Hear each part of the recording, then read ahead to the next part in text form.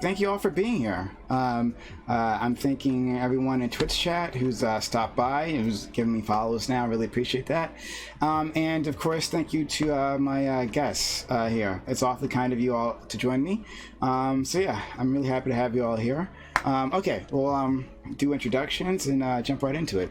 At the top, we'll start with Pixie. Pixie, always so happy to have you here. Thank you for stopping by once again, friend. Hi, I'm Pixie. I like talking politics. I'm triple majoring because I hate my life. And thank you for having me here. Yeah, we're always happy to have you around here. You add so much to our panels and so much knowledge and a really interesting perspective. So thank you for stopping by. Next is the homie Dylan Burns. Dylan, thank you for being here. Thank you for always being kind to this channel and joining us for this fine debate today. How are you doing today, buddy? I'm doing a-okay. I've just been doing a little bit of Belarus protest coverage, and just been mauling about that. So I'm happy to finally talk about something else besides Belarus, because that's been super depressing. But I'm sure American politics is not nearly as depressing, so that'll be great. No, only blue skies here. All right, no worries. All right. LCTRfan is back with us. I'm actually quite happy to have him here again. I've enjoyed all my encounters with LCTRfan. He's a very interesting guy, a very passionate guy, and I'm happy that he's back with us once again. How are you doing today, LCTRfan? Good, Prime Cayes. Thanks for inviting me back. It's good to be here. I'm a conservative, Trump supporter, Republican, American, Christian. Not in that order. I do politics during the week, and then I do gaming on the weekends. Been playing a little Crusader Kings 3 lately. Love that game. Microsoft Flight Sim. Newly married, and I'm a commercial litigation attorney by day, and glad to be here. Thanks. Oh yeah. And we'll mention that your nuptials in a second. Hey, Fanatic, thank you for coming back. Fanatic has joined us for a few of our panels. He was with our all black panel the other day, and he stopped by on Saturday too, and we had a discussion there.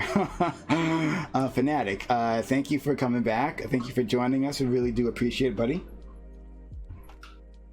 Muted. All right, that's why I only invite pro streamers to Reverie. Listen, you know me. I'm always gonna fail at least once. But anyway, thank you for having me, man. I super duper appreciate just talking with you and kind of hearing your perspective and engaging in these things. I typically do video games, I guess lightweight, but in reality, I'm a musician by trade, and that's what I do for a living. And then I kind of engage in, I guess, just civil conversations about various things. That's all I do. Okay. But music is my passion. That's who I am. Okay. Well, fair enough. And of course, please put your links in chat so everyone can find those. Next, Harkdan. You and I have had no contact whatsoever. But I like your room. It looks really cool. You look like a handsome guy. Introduce yourself. Thank you. Nice to meet you as well. I haven't been on Twitch for quite a while. I've been kind of taking a little bit of a break, doing my own thing. But yeah, I'm kind of a landlord rights activist, so I talk a lot about that and how tenant issues can impact you. So I focused a lot on that in the past. I'm also currently teaching at Princeton Plainsboro Hospital, where I have a double specialty of infectious disease and nephrology, but that doesn't really relate to this, obviously. So yeah, I mean, that's it. I'm excited to move forward. It'd be exciting. Okay. All right. Well, thank you. We thank you for joining us. All right. So next is Wake the Beast. He's the W over there on the side. That's actually, I hope he's not deafened. No, he's deafened. Wake the Beast. I have to send him a message. Wake. Let me send him a quick message, guys. Yeah. He's probably plotting out his supervillain monologue, I expect. So. Undeafen yourself. I spelled that wrong. UN deafen. All right, that whatever. All right. Next is Chud Logic. Chud Logic. Hello. My friend. Another person that's actually been very kind to me, very kind to the stream, invited me on to his panels a few times, even though I was a small, know-nothing streamer. I will. Okay. I'm happy that you've joined us. I'm happy that you brought your voice, which is my favorite. As you know, I make that clear every time I see you. Yep. Thank you for being here, buddy. No worries. Thanks for bringing me on. Hello to all the other panel guests. I'm Chud Logic. I'm ready for a shift at the meme circus. If you want to see memes and creams, come and check out my channel. Search Chud Logic on all good social media platforms. And I am a pro Britbonger activist. There's a lot of Britbonger hate out there, especially in the Twitch scene, and I'm looking to push back against that. Okay. All right, great. Looking forward to that. And finally, last but certainly not least, hello, Destiny/Steven, or whatever you'd like to be called. Thank you for joining us once again. Really appreciate it. You came to this panel previously to yell at someone else. It had nothing to do with me. I was just there. But you kind enough to join us here once again, this time on purpose. So baby steps, improvements here. Thank you for joining us, taking time out of your busy day. Hey, thanks for having me. I'm Destiny. I talk about politics, philosophy, and play video games on Twitch. Oh, fair enough. All right. Everyone else already knows who you are, so it's pointless. All right, gotcha. All right, so we here.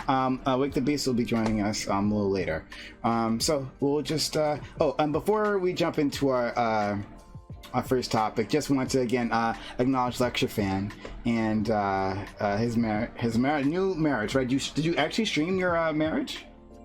Yes, I live streamed the whole marriage ceremony. It was over 2 hours long, even though the ceremony is about 15 minutes or 20 minutes. I streamed for a couple hours beforehand, and it was awesome. Highly recommend streaming weddings on Twitch.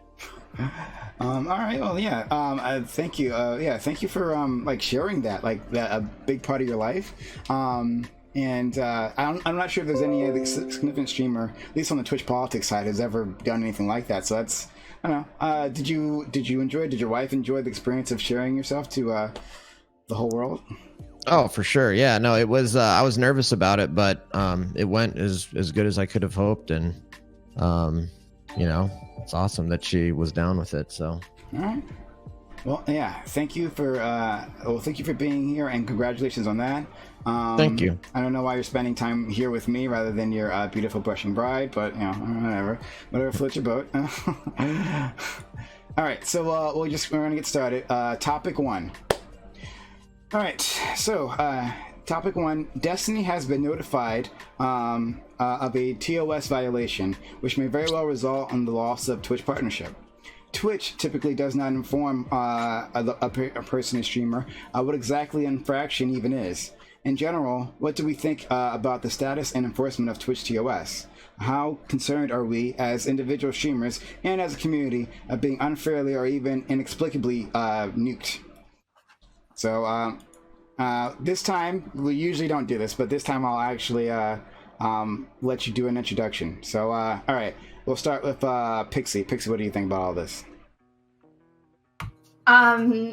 Okay, so generally speaking, when it comes to banning, or I guess unpartnering or whatever a streamer, from the last times I've seen, the only other case I really know is about Jenna, is that there's usually no real warning behind it. I'm surprised that Twitch doesn't have a similar 3-strike system to YouTube that I'm aware of, that basically tells a person okay, this is how close you are to being unpartner, and these are the reasons why. So I think that just generally when it comes to unpartnering, that is a method that they should use, because otherwise people won't know exactly why they're unpartnered for, won't know their standing, and most importantly won't know how to improve in the future if you just kind of take away their partnership without explaining exactly what happened or why. So those are my general thoughts and sentiments. Okay. Dylan. I mean, the thing that gets me the most is I cover a lot of foreign conflict and foreign policy stuff, which means a lot of times I'm using footage which is battle footage. I'm very careful not to show live footage of people getting killed, but the idea that it could just happen like that, I could easily see somebody reporting me for just having like a soldier firing at another soldier or something like that, and it's just kind of footage of what's going on, and maybe me getting banned for that. Or I'm showing protest footage in Belarus and a cop punches a protester, or something violent happens. What could happen to my stream? Definitely if blood appears on the stream for a brief period of time, which sometimes if I'm showing a live feed of something that's going on in Belarus, that can happen. It's risks that kind of come with it. Now I understand the financial incentive they have behind not wanting that, but I the thing that's most worrisome to me is the idea that I could get banned for that while I'm covering all these separate conflicts, and then just told violent content and not given the exact instant that did it. So then if I came back to the platform and still wanted to cover foreign policy conflict, I wouldn't really know what I would have to do different specifically to try to avoid that in the future. Okay. LCTRfan. Well, I always just feel so bad for these streamers that it happens to. I feel horrible for Destiny. I'm so sorry that it happened to him, and I feel bad for any streamer that gets or anybody that gets any kind of repercussions for things that they said that are not criminal in nature. I've been opposed to deplatforming and cancel culture for a very long time. I think if you're a streamer and you're not concerned about getting nuked, I guess, as the question stated, then I think you're uninformed or you're not paying attention.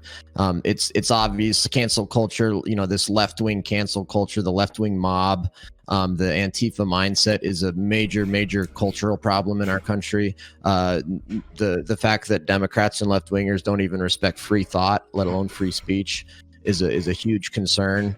I think there's certainly things that you can say that I think would be ban-worthy, aka actual like criminal speech, which would be basically calling for or inciting violence. I don't think we've seen that anywhere. I certainly don't think what Destiny said qualifies as that. You could disagree with it, you could say it's bad, et cetera, but I don't think it rises to the level of actual criminal incitement or anything like that. And so I think it's horrible that Twitch is just unfairly going around deplatforming, departnering, breaking contracts, whatever it might be. I think it's horrible. I think this comes from obviously Twitch being a left-wing company, and I think it's horrible. Okay then. Steven.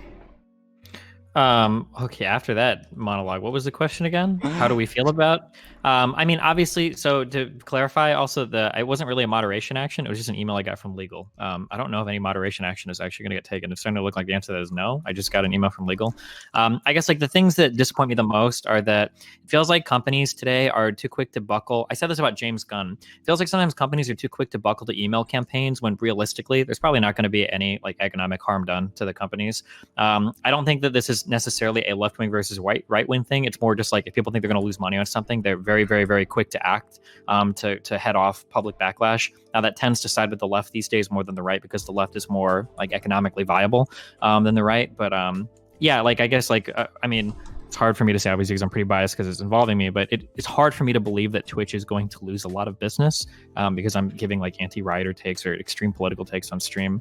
That's hard for me to believe.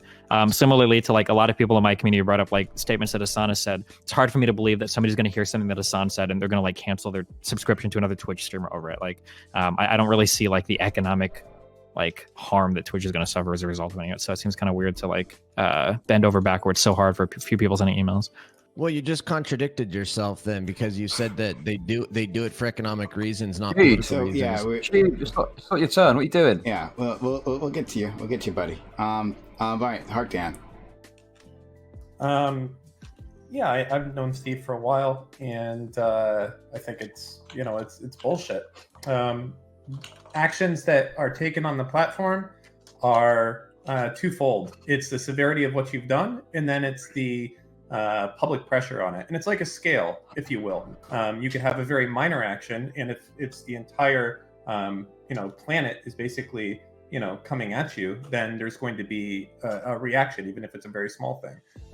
And on the likewise, if you do something pretty serious and there's not that much pushing of a support for something to happen, you could still have as a result. So I think in this case, we saw that there was a lot of activity of people, there was quite a campaign from a lot of people to get action here that I don't think would have otherwise. And it's very much like, Steven said there on that front, which is that, Twitch it's more economically sensible to cater to kind of left-wing things. And if you dare to go against the mold of, whatever the current left-wing thing is at this moment, then, you're going to have some serious reprisals or results. So I'm not in favor of it. I don't want to be on Twitch if it's nothing but like wholesome, wide people happy, nonsense. That shit's fucking bullshit to me. I hate that stuff. I want to see the real world. I want to have differing takes, and, suppressing that just because it goes against the grain sucks. So, yeah. Okay. Chat Logic.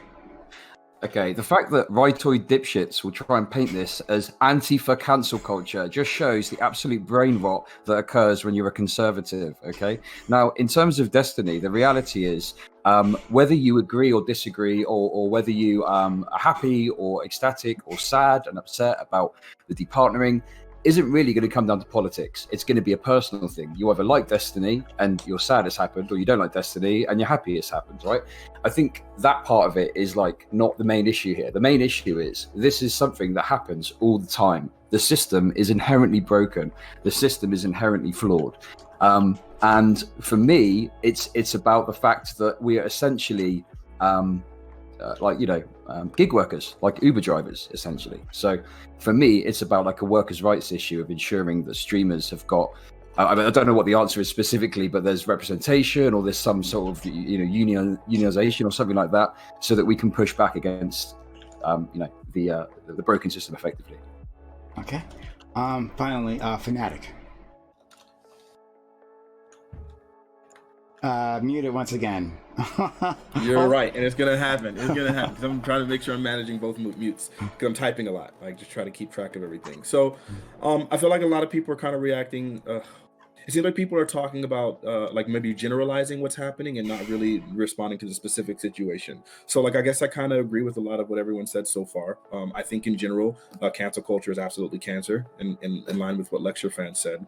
And I think the idea of being like canceled for like accidental stuff, like if you're like broadcasting something and then something accidental happens, the idea that you could be banned for that when there's clearly no intent, it's a little bit ridiculous.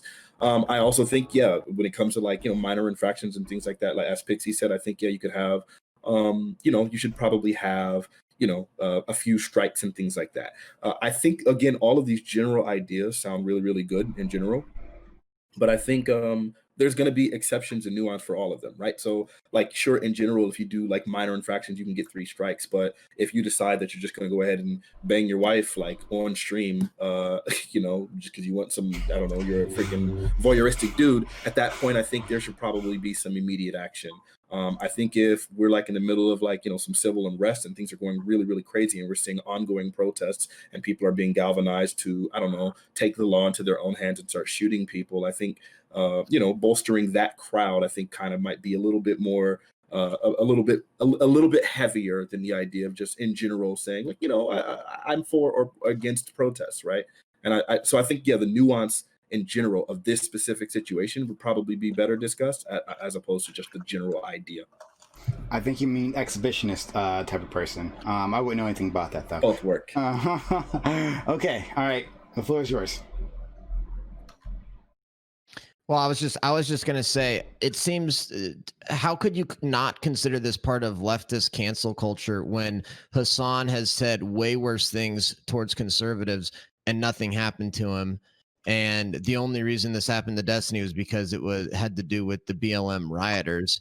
Okay, And wait, let's do this real quick because this isn't really a real argument and we can get on to talking about interesting things. So the way that it works is the point of any company is to serve the interests of its shareholders. This is the arrangement that we have right now of our economy. So a company is going to take actions that are in the best interest of the company. Right now, the most economically viable models are things that cater to left-leaning people for a variety of reasons. One, because look at Gillette.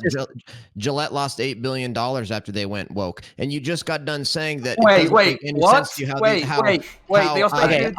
So like, one at a time.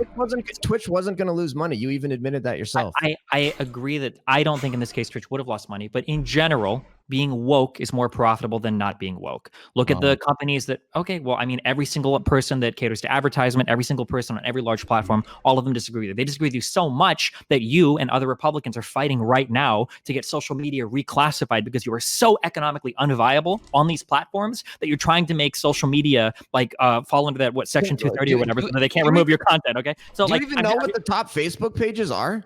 And like, do you realize that almost all the top Facebook pages are conservative pages? Do you not realize that companies that go woke go broke? Look at Gillette literally lost $8 billion. I don't care about, and Black Panther was the most popular superhero movie when it was made and had black people in it. Like, how many left-leaning people went before Congress to beg Congress to reclassify Facebook and Twitter as like public utilities? That's because big tech is based out of San Francisco and is as leftist garbage. That has nothing to do with what's economically viable. Well, even if I, which that's not even true, because we're talking, it's not that big tech is held captive, it's that advertising companies are holding them captive, right? At the end of the Twitter day, mobs, AstroTurf Twitter mobs are doing it from leftist AstroTurf Twitter mobs. Yeah, okay, cool. You made my argument for me. Leftist Twitter mobs are more likely to hold companies economically accountable if they betray that line of thought. So right now, it's more economically profitable to cater to left-leaning thought than right-leaning thought. That's just how it goes. It's weak to do it. No, they cave because they're scared of the left-wing Twitter mob. It's not to do with economics. You literally look at the history of companies that have done this. The left is so intolerant and hateful that it's easier for them to just cave to the left-wing Twitter mob than actually stand up for whatever it is that they want to stand up for. Okay, I have a question. Financially viable I have a question for you. Okay. Why would a multi-billion or various multi-billion-dollar companies be scared of some people on Twitter who are angry if it's not going to impact their pockets? Like, what would be the reason? Sure, I'll explain it to you. It's the same exact reason that China can control the WHO, even though China only gives the WHO a 10th or a 20th. Why are you bringing China into this? This is a total fucking red herring. This is bullshit. This is a fucking diversion. Use total diversion. It's about willingness to use. It's about willingness to bully and attack and be intolerant and be hateful. It's the exact same reason why China can control the WHO. Okay, Dylan and then Chud. So, I mean, like, the thing I would respond is, yeah, Gillette's made money. Certain people have, like, played into it well. There's, like, this company called, like, Death Water, which, like, plays that water is badass. It's been able to find a very specific market. There's, like, Man Wipes, which is, like, wiping but manly. There's a lot of people who, like, play for very specific markets. But, I mean, we can look at other companies as example, like Nike, for example. Like, there was this huge blacklist. Like, how dare they take that traitorous like Colin Kaepernick and use him as a brand. I'm gonna cut out the arrow out of my socks and burn my shoes. And next quarter they still made bank. And I would also respond that I would like to say that you can say that's just only like lefty like hate mobs to go after, but I've seen so many campaigns from conservatives to either prop up companies like Goya who like align with their beliefs or go after companies who go after their beliefs. And Trump, if we're talking about free speech and going after it, isn't he the person who just said he wanted to put people in prison for burning the American flag? Okay, listen, LCTRfan, listen up, man. Okay, go to your drawer, grab some tin foil, wrap it really tightly around your head, my dude. Okay, because there's a lot of conspiracy thoughts going on, and I'm worried for your brain. Okay, I don't know why you're bringing fucking China into this. This is fucking ridiculous conspiracy nonsense that you're spouting. Hey, shut the fuck up! I'm speaking, my dude. I'm speaking, right? It's conspiracy nonsense, right? China's got nothing to do with this conversation whatsoever. You just want to spread your fucking bullshit narratives, okay? How about we actually talk about Twitch TOS and the impact it might have on streamers? Because guess what? I'm more concerned about that. I'm sure the serious professional streamers on this panel, not you, LCTRfan, obviously. Shut the fuck up. Not you, obviously. Shut the fuck up. Not you, obviously. Obsessing about me, then. Listen, go ahead and talk about it. I'm not obsessing about you, my dude. You're chatting absolute shit, and I'm calling it out. As simple as that. Okay. Okay. Who's next? No one else? Yeah, I mean, like right now in media, the kind of like left-leaning media presentation is just more economically viable than right-leaning media presentation, because left-wing media presentation tends to be more inclusive to more groups of people, more people to sell products to, like less trouble with different groups of people. Conservatives just don't seem to command as much power over these companies as liberals do or Democrats do. So I think that companies will cater and err like too far, in my opinion, on the side of caution to catering to left-leaning like outcry, I guess, is what it seems to be. Okay. Yeah, but okay. So I think, wow. So this conversation has gone like down a specific path, but I think there's a lot more to it, right? So ultimately, I think beyond just the economical part, there's Mhm. also like the moral part that like I guess businesses would sometimes want to like stick to, and I could see them entertaining the argument that someone advocating for violence from specific people, which can like add very greatly to the civil unrest and kind of like add to murder counts or galvanize certain people to doing like very irresponsible things that could be like detrimental to the country or just detrimental to a few people's lives or however many, whatever. Mhm. I could see them like more approaching it from that perspective, even if the financial obligation isn't something or the financial incentive isn't there. I could So imagine them wanting to hold that position, period. So I disagree there are two things that I would expect to be significantly different if that were the case. So for the first thing, why, if Twitch felt like this was a really strong moral position that they had to take, why wouldn't the company come out and make a statement about it? Like, it seems to me that would be like a more reasonable thing, right? If they felt like this was so damaging to the public move or whatever, that they would come out and they would say something more specific about it rather than just like quietly unpartnering people. Technically, nobody would even know if I don't like make anything public. And then the second question I would have is that why is it, I hate to do the both sides thing here, but like, so me and other large political streamers on this platform have given very spicy takes when it comes to like violence against conservatives. So like I've given arguments that have been like pretty pointedly saying that like I think you can justify like the like killing Republicans in a video game, like based on stuff related to like DACA and whatnot. But I never got like a ban or any question. Nobody said anything to me ever, even though all of right-wing Twitter exploded and tried to cancel me over that. I didn't even hear from my account manager over that one.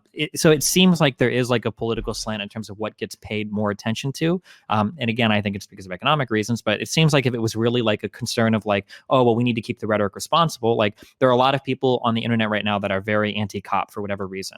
And we just saw like two cops literally just got shot in cold blood by a dude that walked up the car and shot him, but nobody's had any action taken against them for that. Nobody's said anything about like, well, maybe we should chill and like the kill all cops bullshit or whatever. But like, I don't know. It feels to me like it's slanted in a particular direction. There's kind of like a trend of that on the internet. I would say that if, oh, you can go on. Well, yeah, with one, I like totally agree with you. I think there is absolutely a slant, like for sure. I don't know the direct quotes that happened in the direct quotes that happened with the DACA thing, right? Like I don't know them. I only know this specific one, so I can't really do it. And then also for Hassan's like quotes, I don't know specifically what he said. If someone can like quote that and it's like comparable, then I think you have a pretty solid argument that they're biased. But I think pointing out a bias doesn't necessarily exonerate you in this case. I would think that more of the bias would probably be indicative of the fact that Twitch is just being inconsistent. But then I still don't think you'd be able to use the fact that there's a bias to be able to say that Twitch's response here is wrong. It was just wrong in the previous instance. Well, it's not that we're not looking for biases to exonerate anybody. We're looking for biases to see if we can ascertain what the motivations are for a particular action.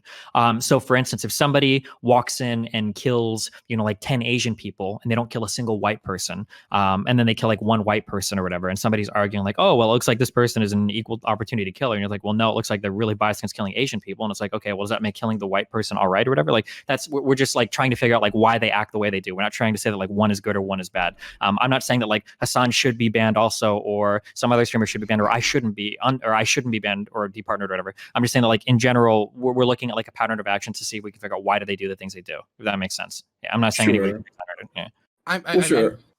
I would say if we talk about like the demographics of Twitch, I mean, I have disagreements with people on this. I do think the majority of demographics of Twitch are younger people, and younger people tend to be more left wing. And I think that if we had the community, say, of D Live, then there'd probably be more of a reaction when there was something said from a left winger. I mean, that's probably like inevitably the truth. Like companies will play generally to the demographics. And if more of in the way like reports work is somebody from the audience will like take the clip, send the report off, basically, hey, look at this. This is bad. This violates Twitch TOS, and they'll examine it. And if you have a chat who basically all agrees with something that you're saying that might fall outside of the guidelines of Twitch TOS, there's probably more times that can kind of just skeet by without anybody reporting it. I think one thing I just want to sort of clarify my position in terms of like Twitch's biases. I think it's more accurate to say that they're kind of biased towards progressivism, right? Like I agree that it's applied inconsistently, and I've heard people say some really fucking yikes shit on stream, like lefties and stuff. It's bad. I don't agree with it. I don't think people should use that kind of rhetoric, right?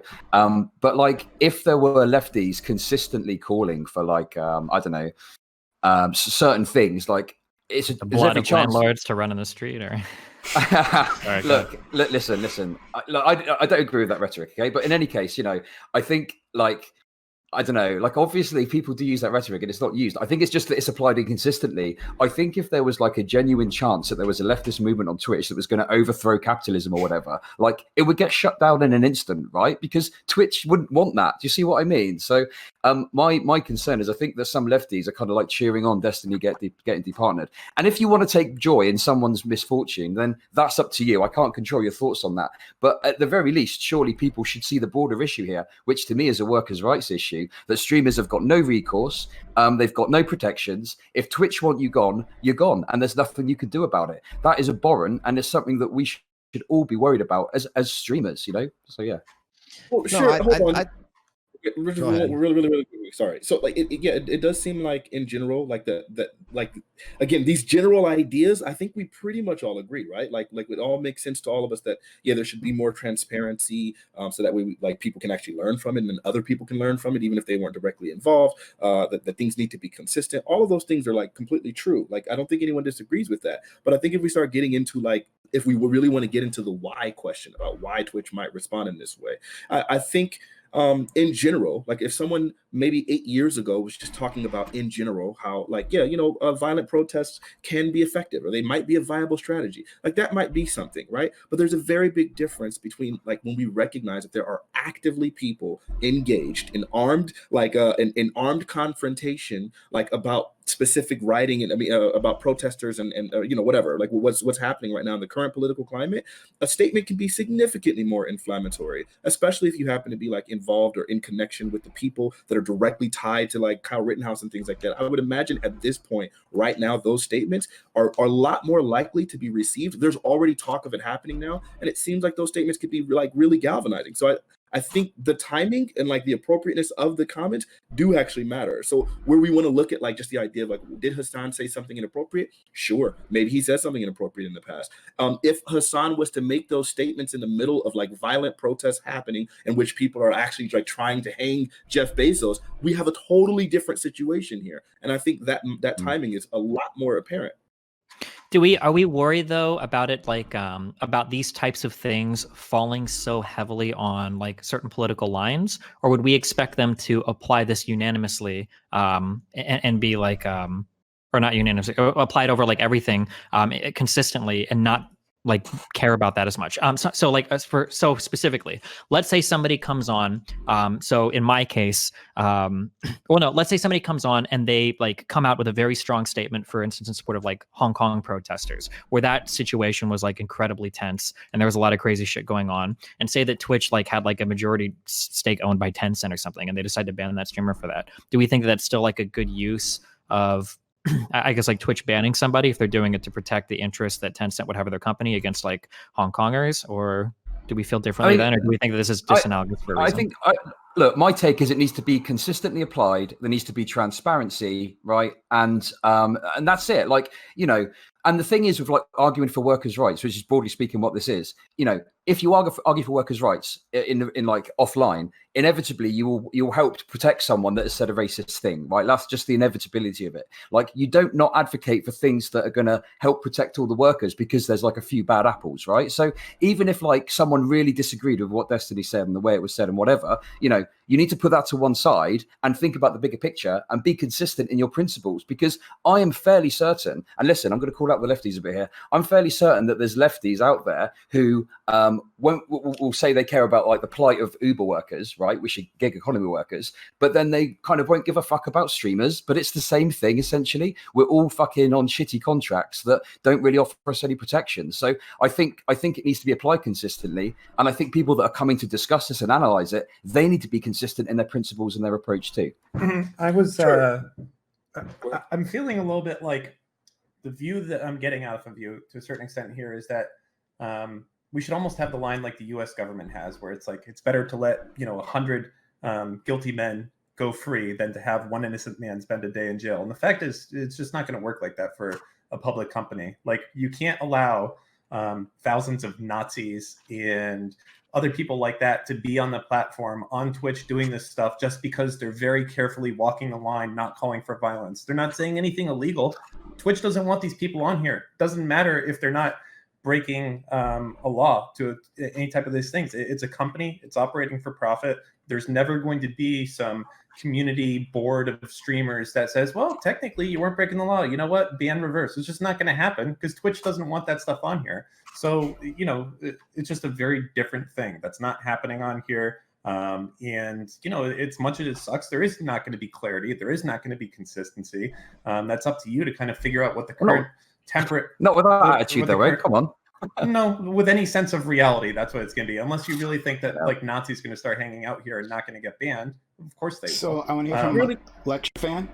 He's been trying to get. Yeah, no, I've been trying to get. I've got like 3 things I wanted to address. First, what Dan's talking about is like that's fine and dandy if a Twitch platform wants to act as a publisher and curate who is allowed and who is not. If they want to be a publisher, then they should be held accountable like publishers. Regarding what Chud said, I think it's interesting that he wants to characterize the whole thing in sort of this Marxist workers' rights issues, but I think we actually agree that this sort of situation where these platforms have this unbridled power to ban people for what they say is not a great situation for, I don't think, the content creators and nor for a society at all. But I'm the only one that's actually proposed actual solutions to deal with this problem, and I've just talked about China. I've proposed a new federal cause of action that would basically create a new cause of action, which is a claim that you can make in court against platforms if they enforce TOS against you in a discriminatory manner, if they ban you for political reasons. And I think you could have a federal statute that would entitle you to attorney's fees, treble damages, and punitive damages. And that's an actual solution to this problem. And Democrats obviously don't want it because they know that this at its core is political. And I wanted to go back to what Destiny said earlier. And even if Destiny is right, that this is not sort of like an inherently political decision on the part of big tech or Twitch in this particular instance, even if Destiny is right, that the reason they're doing it is because of the left-wing Twitter mob, that just goes to show that the only reason they're doing it is because the left-wing Twitter mob is calling for them and attacking advertisers and everything else. You do not see conservatives doing this because conservatives believe in free speech. And so it still is at its core a political issue because it's the left-wingers that are constantly calling for people to be banned. They're constantly calling for advertisers to be boycotted. So even if it isn't an inherently political decision by the company, the fact that it's being caused by sort of this left-wing mob, which you're not seeing the same thing with the right-wing mob. Can I ask a quick question about that? Don't ban. Can you explain Trump's attacking like Goodyear Tire, or Trump's like attacking Kaepernick, or Trump talking about the flight? When you say yes. Like, sure. How is that not the president trying to cancel somebody? I think that it's totally different because with social media companies and Twitch and Facebook and Twitter, these have replaced in all sort of aspects. No, don't. And it has to do with specifically about speech and people's opinions. No, Attacking a company for something they did is not the same thing as taking away somebody's platform and ability to speak. And I think speech is a particularly important special thing. Look, if you want to sell tires, that's great. Selling tires is not a constitutional issue. What about when Trump attacks somebody like Kaepernick for his speech? And tries to deplatform from the NFL. I'm not asking you to get it. I'm asking how is that not canceling? He didn't. Well, because he didn't deplatform him, because Kaepernick has the biggest platform he's ever had, and that's just Trump. Do you think that it was Trump's intention to try and deplatform him? Kaepernick was not removed from any social media platforms. Do you think that Trump was aiming for that? Yeah, what was Trump's intention?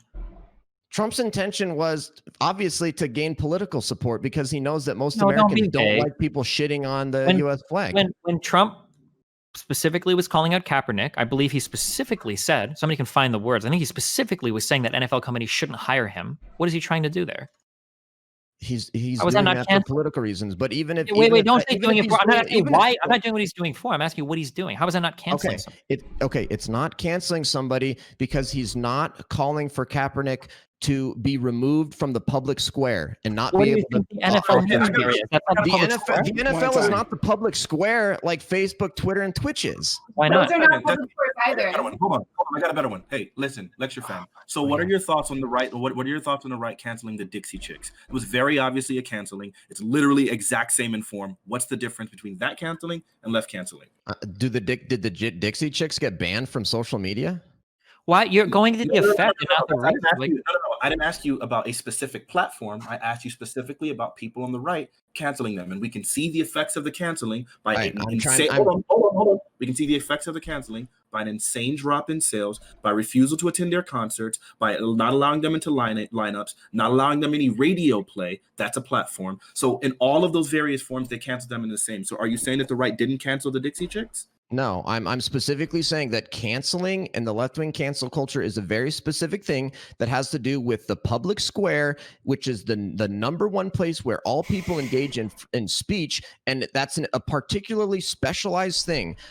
Is radio not a public ability to speech, and is radio not a public square? They weren't kicked off the radio. All of their plays, all of their ratings, all of their plays completely plummeted. Radio stations outright refused to play them, specifically country radio stations. All of their play completely plummeted. Their sales completely plummeted. They were no longer featured in any like country lineups. Like they were completely canceled by like literally everyone in the right. Like, or I can't say literally, obviously, but clearly. I've never looked into the specifics of the Dixie. Literally, he's saying like canceling is only off of like Facebook or Twitter. So I mean, and that you kind of win, but just because your definition is so incredibly narrow and nobody else uses it that way. Like I'm pretty sure if you were to get somebody fired for a political opinion, most people would call that canceling. But under like your very strange definition that it only counts if it's from Facebook, that's just kind of wait. No, I also have something else to say very quickly. I'm kind of confused by your definition of public square, right? Just because like it's open to the public does not necessarily mean that it's like, I don't know, like under like federal property per se or anything like that, right? So like I can open my house and tell like people like anybody can come in. That doesn't necessarily make it like a public square per se. Like Twitter, Facebook, those are private companies. They're hosting it on like their servers. From what I know, what you're doing is a form over substance argument, and what I'm making is a functional argument, which is that when you look at the actual reality of where we're at and where our political speech happens in the United States,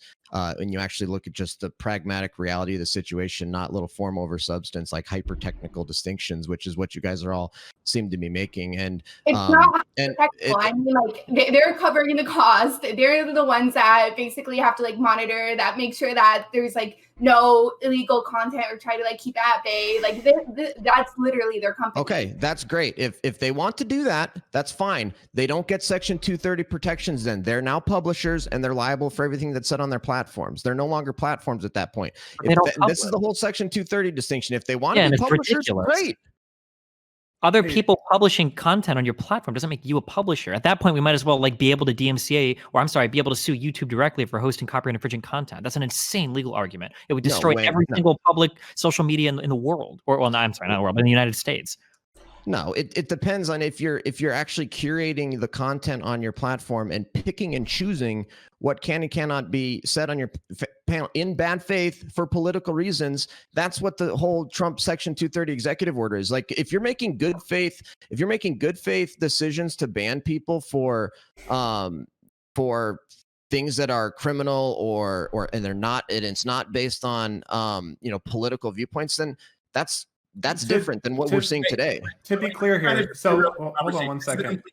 It's a complete derail. Let's bring it back home and focus. So, Destiny, earlier you had made a statement. You were saying like there should be consistency, which is obvious, and then you also mentioned the fact that like it could become problematic if Amazon was to like say own 10% of Tencent and then decided to like start like advocating against people protesting in China and things like that. And of course, the injection of bias into into the system or into like their decision making process is automatically going to be a problem, and it's clearly already as it stands now like a little bit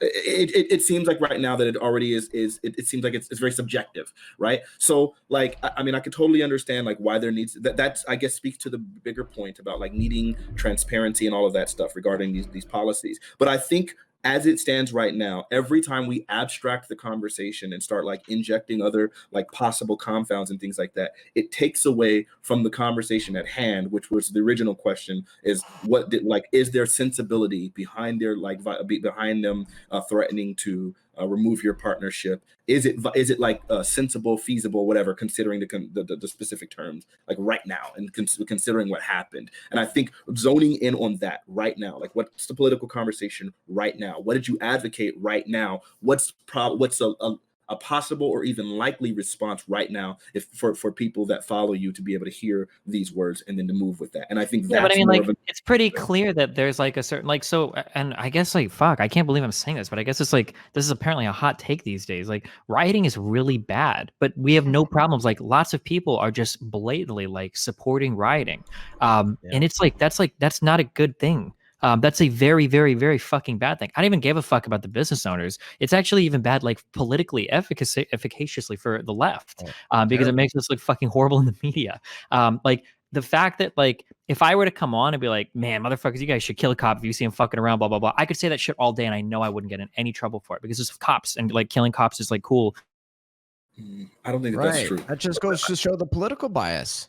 No, but I don't think that it's true. I think if you were to like actually start advocating killing cops, I think there would be a lot of trouble that would go your way. Number one, and then number two, I think people might be at like in general. I think you're going to find like a mixed bag, right? Where some people are like going to be advocating protesting, and then some people are going to be even advocating violent protests. And I think these things are progressive in the sense that most of these protests, obviously the vast majority of the protests have been peaceful, and then you have a few bad actors within the protest that like make that do violent things, but you also have like large scale police violence against peaceful protesters, which of course then at this point protesters become responsive and things then can become like additionally violent. But I think the idea that people are just wholesale like behind violent protests, I don't think that there's any like polls or anything that we would be able to do to say that would support that. But even if there were people for advocating against violence against property, I don't think that gives anybody license to then say, well, since people are advocating violence against property,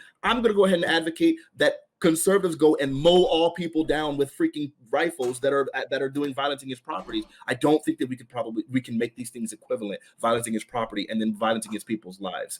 Well, Fanatic, that's not what Destiny's point was. Destiny's point was that other people have said much worse things about conservatives or landlords or something like that, and they haven't had local enforcement. And again, I'm the only one that actually has proposed a solution. Everybody wants to complain about this issue. I'm the only one that's actually proposed an actual solution that would actually put the power back in the hands of content creators. And this is something that like actually goes against my core beliefs. I'm not typically in favor of new federal causes of action or new federal regulation, but because this is such a unique situation, because this is such an important issue, and because of the situation that we're currently in, I'm willing to go against what would be more traditionally my libertarian beliefs to actually support a new federal cause of action to give content creators the ability to sue these platforms and void their arbitration agreements and everything like that. I had a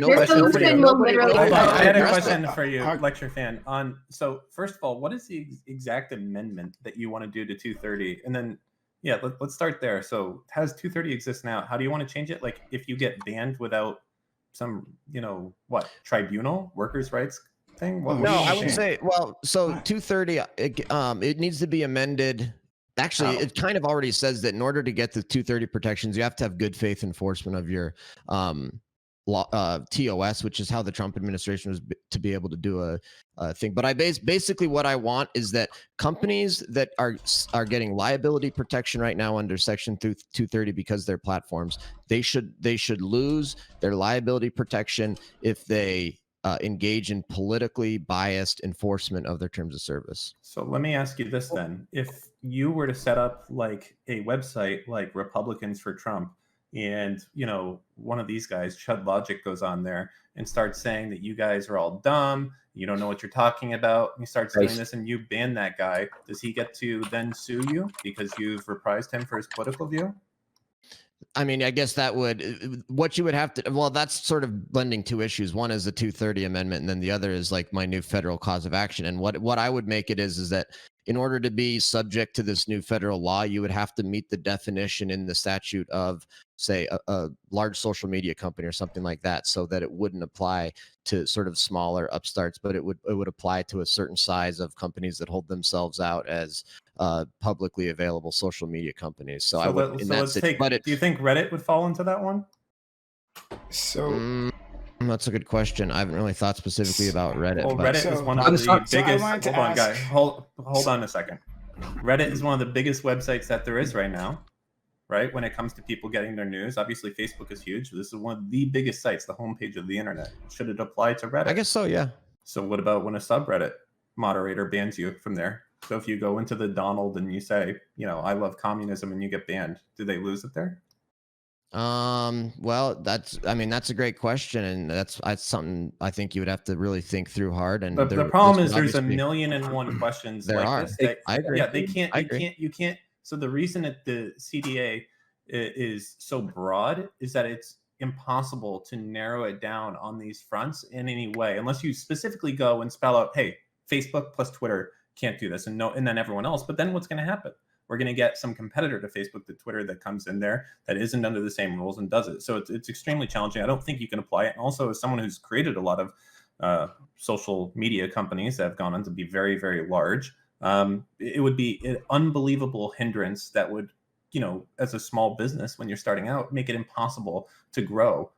If you're familiar with, I think the GDPR or GDRP, that's an enormous expense for people to comply with that, and that's not even an American law, and you have to do it. That's a terrible. No, that's a terrible law, and I would take issue. It's not that hard if you're going to consider yourself a social media platform. It's not that hard to not engage in politically biased. Really? Because what about if you're on my social media network and you break some very rule that has nothing to do with it, and I ban you, and then you come back later and say that I didn't actually ban you for that. I banned you because you said 10 posts ago that you love Trump.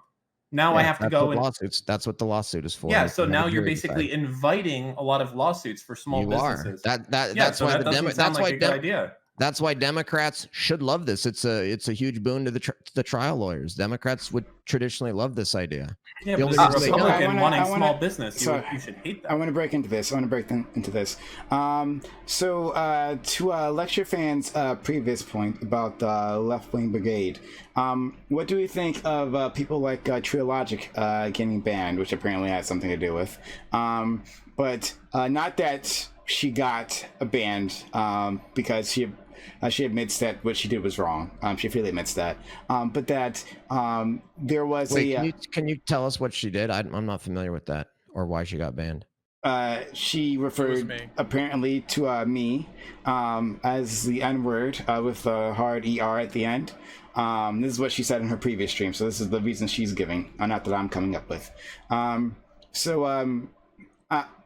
thing is, it seems like it was a brigade ban. So many left-wingers came. That mob that Lecture Fan is referring to came for her, and that helped her get banned. So this brigade banning, I've seen this before, right? For it's directly at the right wing. Is that a problem? I mean, the thing that's weird about Tree of Logic, and I mean, I have a great relationship with Tree of Logic. She and I love each other very much. But the thing that's weird about Tree of Logic is she basically burned every single bridge she possibly had to basically everybody. And so anytime she like ever messed up, basically everybody, and this would happen all the time, like everybody would basically be like, let's get her, right? Because she burned every bridge. I mean, it was impossible. Like at one point, like the righties liked her, but then she like started going after me for being like Christian and say, nah, you're fake, you're not a real Christian, you're a fake Christian. And then she like doing all this stuff to just like burn bridges with every community, to the point where like all she had to do was slip up once and she'd basically be canned. And she slipped up a lot. I mean, there's a lot of instances of her slipping up on the platform, and she was always riding the line. That was part of the reason why she got so much attention, is that she constantly rid the line. So do I think it's right that everybody went and brigaded her? No, not really. But I also like, it's bad for her that she lost her platform, but also like, I generally don't want people calling people the N-word on Twitch. And if they get banned for it, I have no personal problem with that. I have the same position on Holocaust deniers, people who are denying the concentration camps in China, full of Uyghur Muslims, people who do any of this stuff. And if people like see that happen and they kind of organize around it, I mean, they're So it's just an interesting question wrong. for you, LCTRfan. Do you think that if you're a Holocaust denier on Twitch, do you think you should be able to be on there or no? I wanted to ask him that. I exact think question. I think that as America's founding fathers recognized, it's unpopular speech that needs the most protection, because it's really easy to be in favor of free speech for popular speech.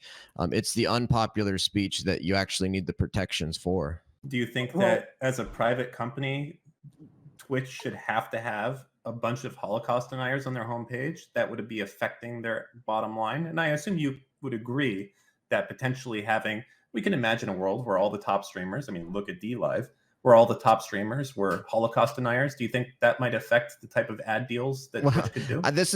I think this idea that if you allow Holocaust deniers, DLive is Holocaust deniers are just going to dominate. Everybody's going to watch Holocaust. I think that says a lot more about. Look at DLive. That's because everybody that gets kicked off and everybody's like that goes to DLive. Yes, that's where they all go. Yes, where they don't get kicked. Yeah, if they were actually on Twitch, they would be irrelevant. If you actually think that Holocaust deniers are super popular, super popular, that says a lot more about you than it does about anybody else. Wait. Alternative, right? Or can I say something quickly? Sure, you say something quickly. We can look at the alternative and say, like, hey, you know what? People who are Holocaust deniers tend to be fanatics and are more tempted or lean more towards the side of, like, let's say, mass spamming or going on like hate brigades or, you know, trying to like mass attack and dox victims, which then leads people off of the platform because they're not that fanatical and they don't want to deal with that. So, you know, maybe there is something to be said about platforms becoming overcome with racists or Nazis or who knows what, especially when fanatical people tend to drive out normal people. I think that the best way to deal with racists and Holocaust deniers is to publicly shame them, ridicule them, beat them on the battlefield of ideas, and explain why they're wrong and convince other people that they're wrong. That's the way you do it. You start banning them for this, that you actually empower them by banning people just for saying something you don't like. You actually empower them, and you empower trolls, and you create then corners of the internet where that's all that exists. I assume that in your world, you would want the homepage of something like Twitch not controlled by any recommended algorithm, but something purely just agnostic, like the amount of viewers you have. Is that right? Or do you want someone at Twitch determining who gets on the homepage, for instance? I don't have a problem with like algorithms as long as they're not blatantly politically biased. Okay. I mean, the example I was going to use there, if you said that you would like to have them based off of numbers, for instance, would be we could see a world where someone would be on the homepage being a Nazi, saying the N-word consistently. Why? They're you think popular. They can't view bot? They're not these. Yeah, no, but they could view bot their way there, LCTRfan. And under the new section that you've done, the new section 230 thing, I won't be able to ban a bot out of fear. I don't know if it's a bot or a person. Viewbotting's not protected. Well, how are you going to know if that's a bot or a person? It's a real computer in Russia coming. I don't know if it's controlled. I know. How am I supposed to know? I'm pretty sure they can figure out what are view bots. You can't. You can't. As someone who's done tech companies, you can't. That's the whole idea, is that it's based a view bot in many cases, but you can't do it if it's done correctly. It is literally a hacked PC somewhere in the cross of the planet, and you're telling them to do something. There's no way that you will know that it's a bot. But let's also not pretend for a second. Like, we can say like, oh, the sunlight shall destroy their ideas.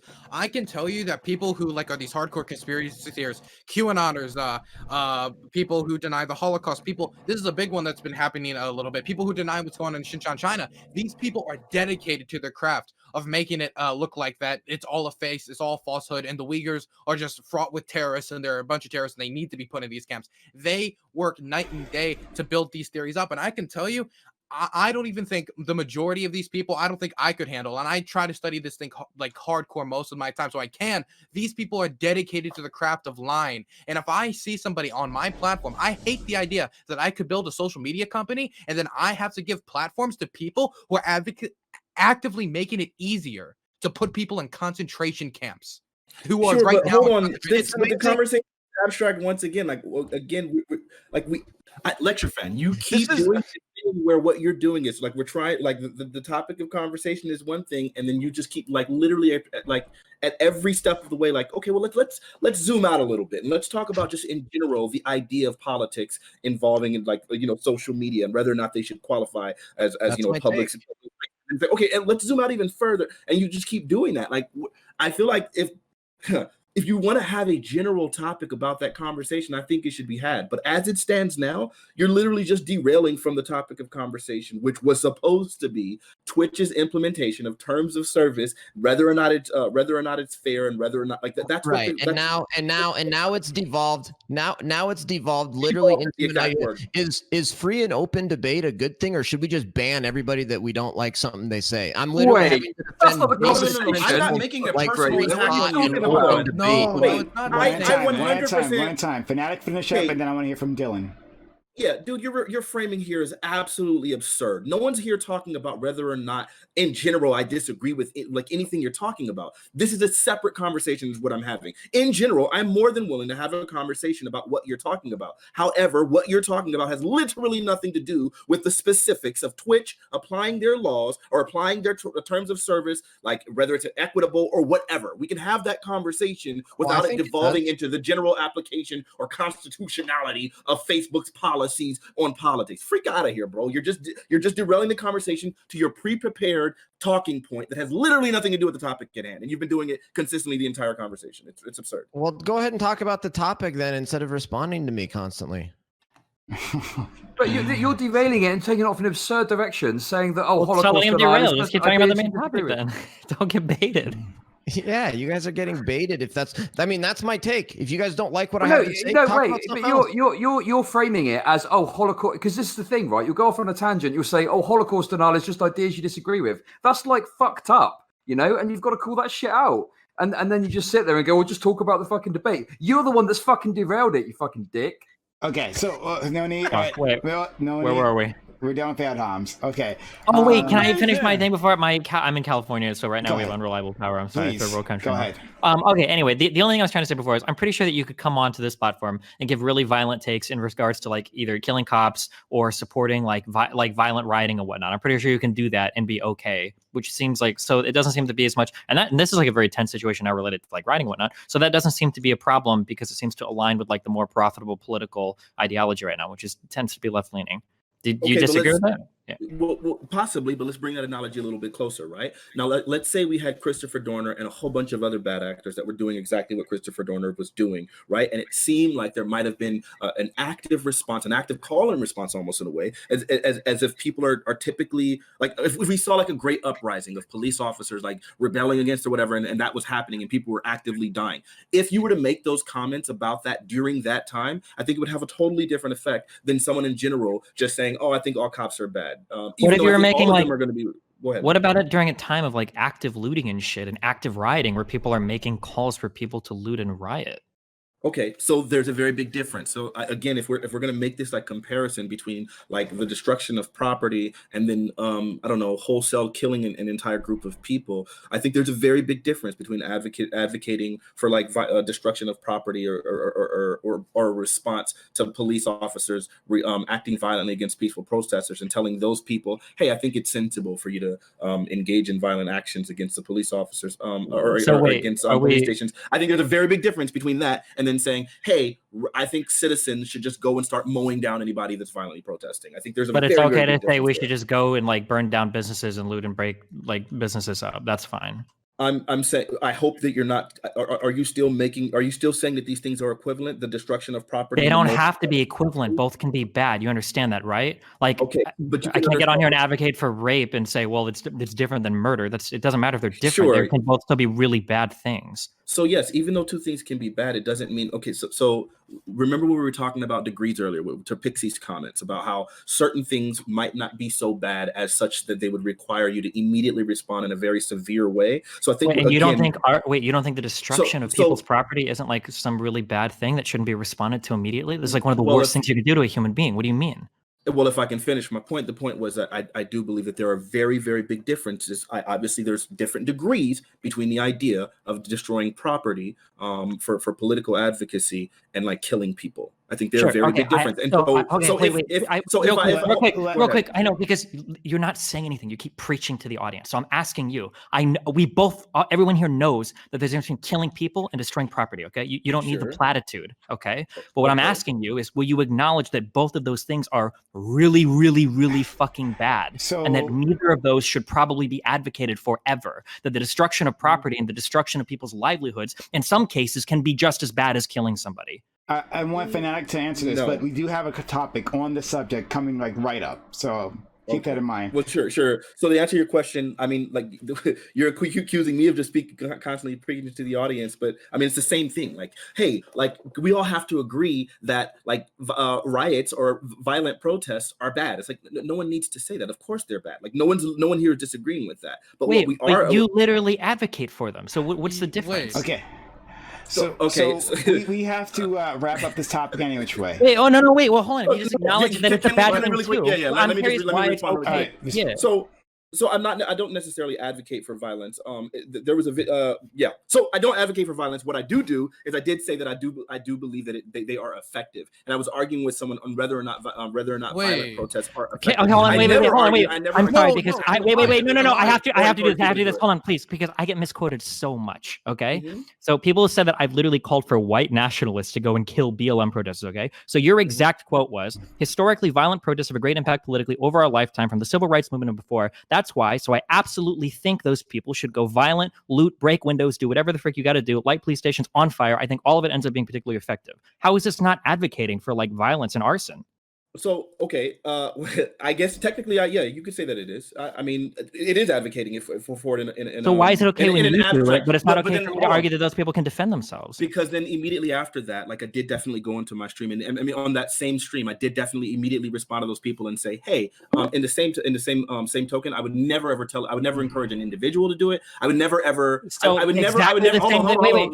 Exactly the same thing I said 50 times in my stream. Let me finish my point. I definitely made a very clear distinction between advocating for an individual to doing it and talking about the efficaciousness of its viability. And I've done this a million times as well. I say it in the exact same. If you watch like 10 seconds before after my clip, multiple times I said that Kyle dude is a fucking moron. Why would you ever go and die for somebody else's property? I wouldn't even die for my own shit. But then again, I'm wealthy because fuck it. But I've said this a million times. But if I were to say that, your arguments against me I know exactly what you would say. Well, you can't control the context of your clips. Well, people are going to quote stuff out of context. You should be prepared for that, et cetera, et cetera, et cetera. Sure. So why are you allowed to use well, you just did. You're using nuance and context to explain away your advocation for violence, which you absolutely did. I didn't even advocate for it. I just said they would have my blessing. I didn't say anybody should go and do it. I just said, if you did do it, you have my blessing doing it. You're literally telling people to do it. You make a stronger call to violence than I do. So why is it okay when you do it, but not when I do?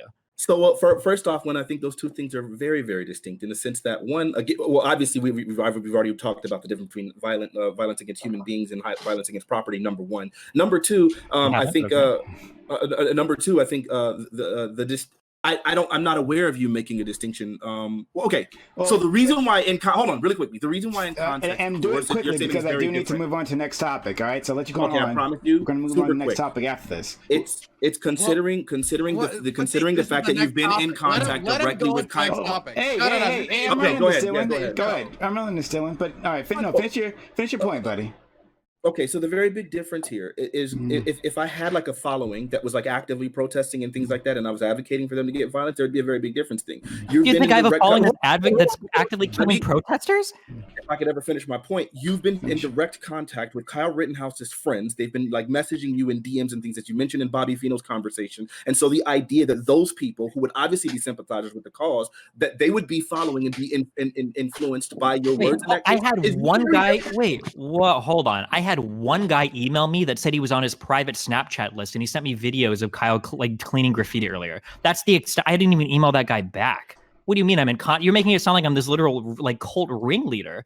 Like what? No, come on now. Don't put words. That's literally what. Hold on. I have no contact with any protesters. The entirety of my audience is incredibly left-leaning. Like I don't understand where you get this idea that you think I'm like absolutely like directly emboldening these people to go out and kill BLM protesters while you're actually advocating for violence, like among an audience that might already be actively protesting. Like your people are way more closer to arsoning buildings than my people are to killing like protesters. So I don't know who my people are necessarily that you're I'm referring to. guessing it's in that like a regard. pretty left, extreme left, progressive left, or Not even close. Not even So close. wait, you have an audience full of conservatives, and you're telling them to go burn down police stations? No, I don't have an audience full of conservatives. I think we're pretty much in the middle. But in any case, I myself, I'm talking about an ideologically perspective that doesn't necessarily. I wasn't advocating for any of the people in my stream to do so, or any of my followers. Like you can try your best to try to paint it as that way, but that's just not the case. That's not what I'm happened. not trying to paint anything. I'm reading your words directly, and you're trying to use out of context. No, that's not out of context. It's literally what you It said. is. If you want to involve greater Listen, context, if hey, you want to if involve I greater context, respond with the word that's context fine. and then you say this is what you said, then it can still be out of context. Is it possible? Okay, I agree with you. Is it possible that those are the words that I said and that those words are out of context? Is it possible? Yes, and I agree Okay, so with then, you. so then my initial wait. charge that these are out of context is probably accurate, right? Why don't I get the same level of charitability? I said 1 trillion times in that conversation that Kyle was stupid, Kyle shouldn't have been there, that nobody should be out there defending other people's property, that I would never advocate for anybody to go. I said it 1 million fucking times. But you saw one 17-second clip of me, and you think that you can like instantly say that I'm encouraging people to go out and murder people like BLM protesters for property? It wasn't just a 17-minute clip. It was also like a 55-minute debate with Bobby Fino over it. It was also a long conversation. You clearly didn't watch any of those. I watched literally all of it. Did you miss the part where I said multiple times that Kyle was stupid and that I don't advocate for people going out there and doing it? Did you miss that? I missed the part where you said that you thought it was stupid, but I also caught. I caught the part. Where you, hold on. I caught the part. I caught the part where you said that it was stupid, but I also caught the part where you said it was legally justifiable, and I also caught the part where you said that where you were creating these weird distinctions where you were saying things like, "Well, yeah, Black Panthers grabbing guns, showing up with guns in places is provocative, but Kyle Rittenhouse showing up with the gun isn't provocative," and like all of these crazy distinctions that you were making, which were logically untenable. I did catch that too. Stop throwing around buzzwords, okay? Logically untenable. All I said was that I thought it was strange that people would support Black Panthers showing up with guns at protests and saying that's not escalating things, but all of a sudden Kyle Rittenhouse doing it is escalating things. For the record, I support both people doing it, because if you want to go to guns to some fucking place, even if it is escalating it, that's your American right to do so. And fuck it, if I was going to fight the cops, I sure as fuck would have assault rifles and guns on me. But the difference is I'll be honest and say I support both people doing it. And I'll also say both people are probably slightly escalating the tensions, because if people get into fights and guns are involved, people are going to die. I just don't know why it's okay for one side to do it and not the other. That's not a logically untenable position. That's a hypothetical that tests the consistency of your moral conviction. This has turned into a trial. This has turned into a trial of destiny. And you know, I didn't. Well, I think this is dumb. Of course. Wait. Let me speak. Okay, right. Here's the issue. There's a much broader issue here at play. No, nobody disagrees with your broader issue. That's what they keep saying over and over again. No one disagrees that we need more worker protections on Twitch. Is there anybody here that disagrees with it? No, but Destiny, the point I'm making is this is now all about you. And you know, I'm sorry, but I think there's a more interesting issue to discuss. But it's the trial of fucking destiny. And I'm just like, I don't know, why are we so focused on this one issue when there's a whole other bunch of shit happening? Because it's we can move to the next topic. I'm okay with that. No, and it goes of course to you are, bigger Destiny. issues. It goes to bigger issues. That's why. Okay, so I want to make. Hold on, I just want to let other people in. So we're moving on to topic 2. Okay, so we're already in it.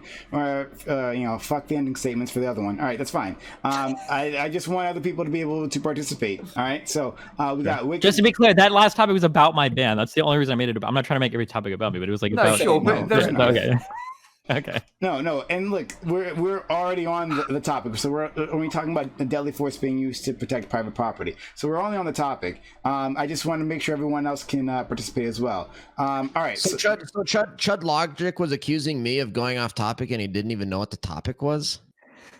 What the f*** are you exactly what the topic was about? It's about Twitch TOS. You fucking brain nut. Okay, so there's a bit of confusion happening here. All right, so we're moving on to the next topic. The topic happens to be what Destiny and Fnatic were already talking about just now. All right, using deadly force to protect private property. All right, should we be able to do that? Okay, but I want everyone else to be able to participate because this is a panel show. All right, fine.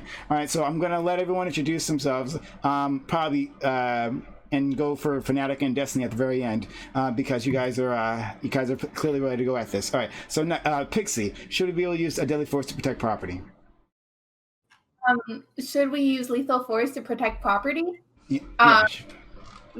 No. My answer is, generally speaking, no. I do not think just for the sole protection of property you should use lethal force. I think if you feel like your life is in danger and you happen to be on property, then that's a different case, right? You're protecting your life. But I think just for property, no. Okay. And before we move on to the others, thank you for all the subs that I'm getting. I'm seeing all those gift subs. Guys, thank you for the support. Without your help, we can't keep this going. So thank you for all the subs. It's September. You can sub to me for much cheaper than usual. So if you can support the channel that way, that'd be great. We also have a donation button below the stream. So please, thank you for helping us out. All right, next, Dylan Burns. I mean, yeah, I think people should be able to use lethal force to defend private property. I think the idea, like the protection of private property, is an extremely American value. It is something that was like part of the foundation of this country. And I think that when we really like break down like what private property can mean to people, does that mean like every time someone, like if you're own a store and someone grabs a bag of Cheetos and makes a run for it, you pull out like the M16 and you go at it? No, of course not. But it means that if your home is in danger, the thing that maybe you need to sustain your livelihood, to feed your kids, or and a lot of times your business, which a lot of times people need to put food on the table, I think it can definitely be justifiable to defend your property using lethal force. Now, do I think it's the first thing you should jump to? No, of course. You give warnings like, hey, get out. If you have the opportunity, you should give warnings. Try to avoid the use of lethal force. You know, the idea of shooting the air, that type of shit. You should try to do that. But I do think it is something that people should be allowed to do to defend their livelihoods, to defend their homes. I mean, every single time there's an economic downturn and people lose their houses and lose their businesses and lose all their shit, suicide rates skyrocket. This thing that we're just like, it's, you know, it's just a business, whatever. The insurance will come out, everything will be fine. It's not nearly that simple. This can really mean life or death for many people when it comes to the houses that they own and the businesses that they own. Now, I think, of course, morally it becomes different when it's something that you could easily dispose of. I think if someone takes one of my many hats, I don't think I should shoot them. And I think it definitely depends when it comes to like the moral justifiability, like the how much value that piece of property means to you. Interesting. LCTRfan. Well, I don't think you can answer, can you use deadly force to protect property in a simple yes or no manner. There's a difference between force and there's a difference between deadly force. So I think in general, using force to protect property, obviously, yes, that's morally justified. That's also legally justified in almost every state. And so that seemed just the question, like, is it okay to use force to protect property, is such a far left-wing communist perspective. It's just absurd. It's like there should be no disagreement on this issue. Of course you can use force to protect property. There's also this distinction between property and life that's not always so clear. So for example, arson, if you're going to burn down somebody's house, it's not just so easy to say, oh, that's just an attack on property, because burning somebody's house down, you can actually kill people. And it's the same with burglary and robbery and all sorts of other stuff. When those things tend to lead towards violence against human beings. And so that's why almost all states have laws that allow you to use certain levels of force to protect property. Now, I tend to agree with what the law typically says in a lot of states, where it's like it has to be proportional force. And so if somebody, doesn't have a deadly weapon and doesn't have any kind of weapon at all and is trying to steal, a pack of gum from you, you can't shoot them. But you certainly can, use some minor level of force to prevent that. And then if that person then responds and escalates and pulls out a weapon or something, then that enables you to use deadlier force. But this whole distinction between property and life is not always an easy one.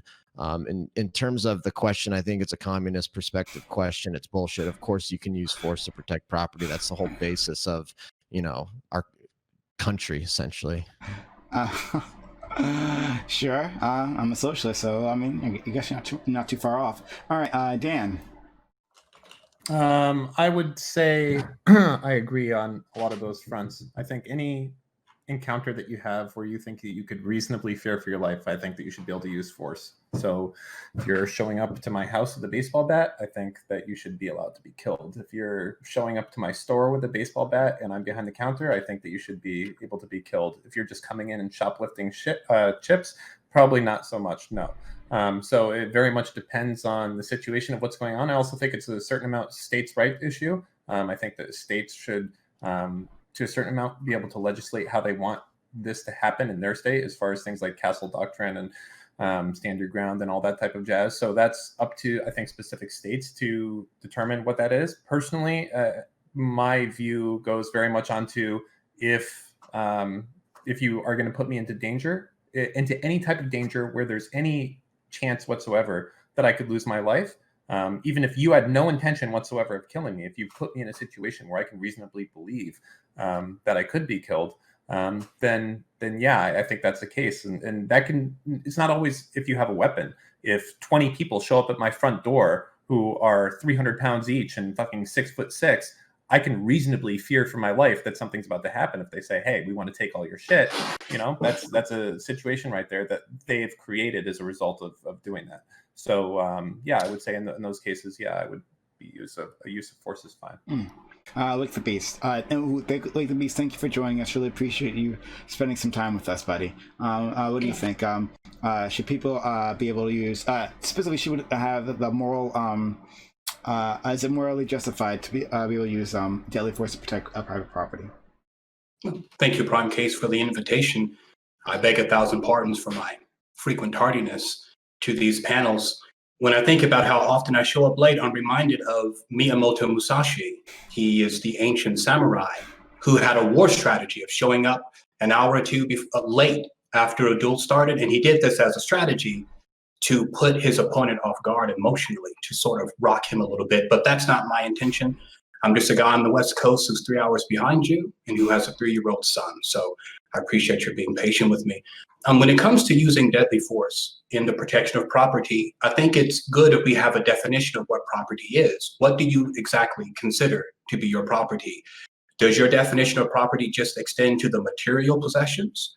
Or do you consider your life to be your property? Now, if we're going with that, life being something you own, your own life, well, then most certainly you have a moral right, and you might say a moral obligation to protect your life. Now, me as a man who has a family, I consider my wife and also my son to also be property of mine, but I'm also property of my family. See, when you're married to someone, they own you and you own them. It's a mutual combination of ownership. That's the contract that I have with my family. So am I going to shoot someone for my car keys? No, probably just going to let them have it. Am I going to shoot someone for my car? Probably not. But if I came out of my house and saw someone about to set fire to my home where my family was sleeping, well, absolutely. I would have a moral obligation to protect my life and the life of those who put trust in me, namely my family. Okay. Chat logic. I'll get to that, but I just want to wait. The Beast, do you read that stuff from a script or? No. What I invite you to do is that Chud logic. Mm-hmm. Yeah. Yeah. This is my normal manner of speaking. What I do on my stream every day is a lot of free association. If you're curious about my speaking patterns and habits, come join us. I'll show you all about it. Okay. It sounds a bit like a cult, but okay. Anyway, look, listen. So the thing is, right, okay. I've been thinking about this a lot, obviously, coming up to the panel. And do you know what? It's fucking complicated, right? I think that anyone that comes to the table with like a simplistic answer has not done enough kind of thinking about this topic, you know? Because, for example, you know, your house counts as property. Now, if someone comes and smashes your window, do I think you should be able to blow them away? Well, no, obviously not. That's like a totally excessive response to that. But if someone's going to come along and torch your entire house to the ground with all your possessions in, then I think that's a different story. And I think that a certain proportionate level of force is required. When it comes to like shops and things like that, it gets even more complicated, right? Because generally speaking, I would say that, property could be replaced. Like, you know, obviously you can have insurance and things like that. But the problem that you've got is insurance is not always a sufficient way of dealing if like your entire shop gets torched or something like that and gets burned to the ground. And whilst I understand the lefty perspective is, you know, life is more valuable than property. And of course, I agree with that sentiment. I think that we live in the reality of the paradigm that we exist in under capitalism. And people do put a lot of stock in property, and obviously that's going to influence their decision making. So I would say that obviously if I was being, you know, utopian, idealistic in the ideal world, we'd have the perfect system where someone's shop being burnt to the ground wouldn't be as catastrophic as they would have like a massive impact, on their life. But we live in the reality that we live in. Unfortunately, that comes with, I think, the fact that there is an element of force that you need to use to defend property. If it's catastrophic, I think in some situations, if every other avenue has been explored and it's not going to work, then yeah, unfortunately, I think deadly force may have to be an option potentially. But yeah, that's my kind of broad take on it. Okay. And then Fanatic, and we'll end with Destiny. Fanatic. Hey, so yeah, I think really these things, oh man, there's like two different conversations you can have about it, like a moral point or a legal point. And I think legally, like the way they typically tie these things is there has to be in order for you to be able to defend your property, sorry, my alarm's going off. In order for you to be able to defend your property, there has to be you have to be under threat, right? So I think in the cases of like for what Wake the Beast was saying, if someone's like burning his house down with his kids and people like sleeping inside, I think that person can reasonably say that like this person constitutes a threat, like to the livelihood of his children, right?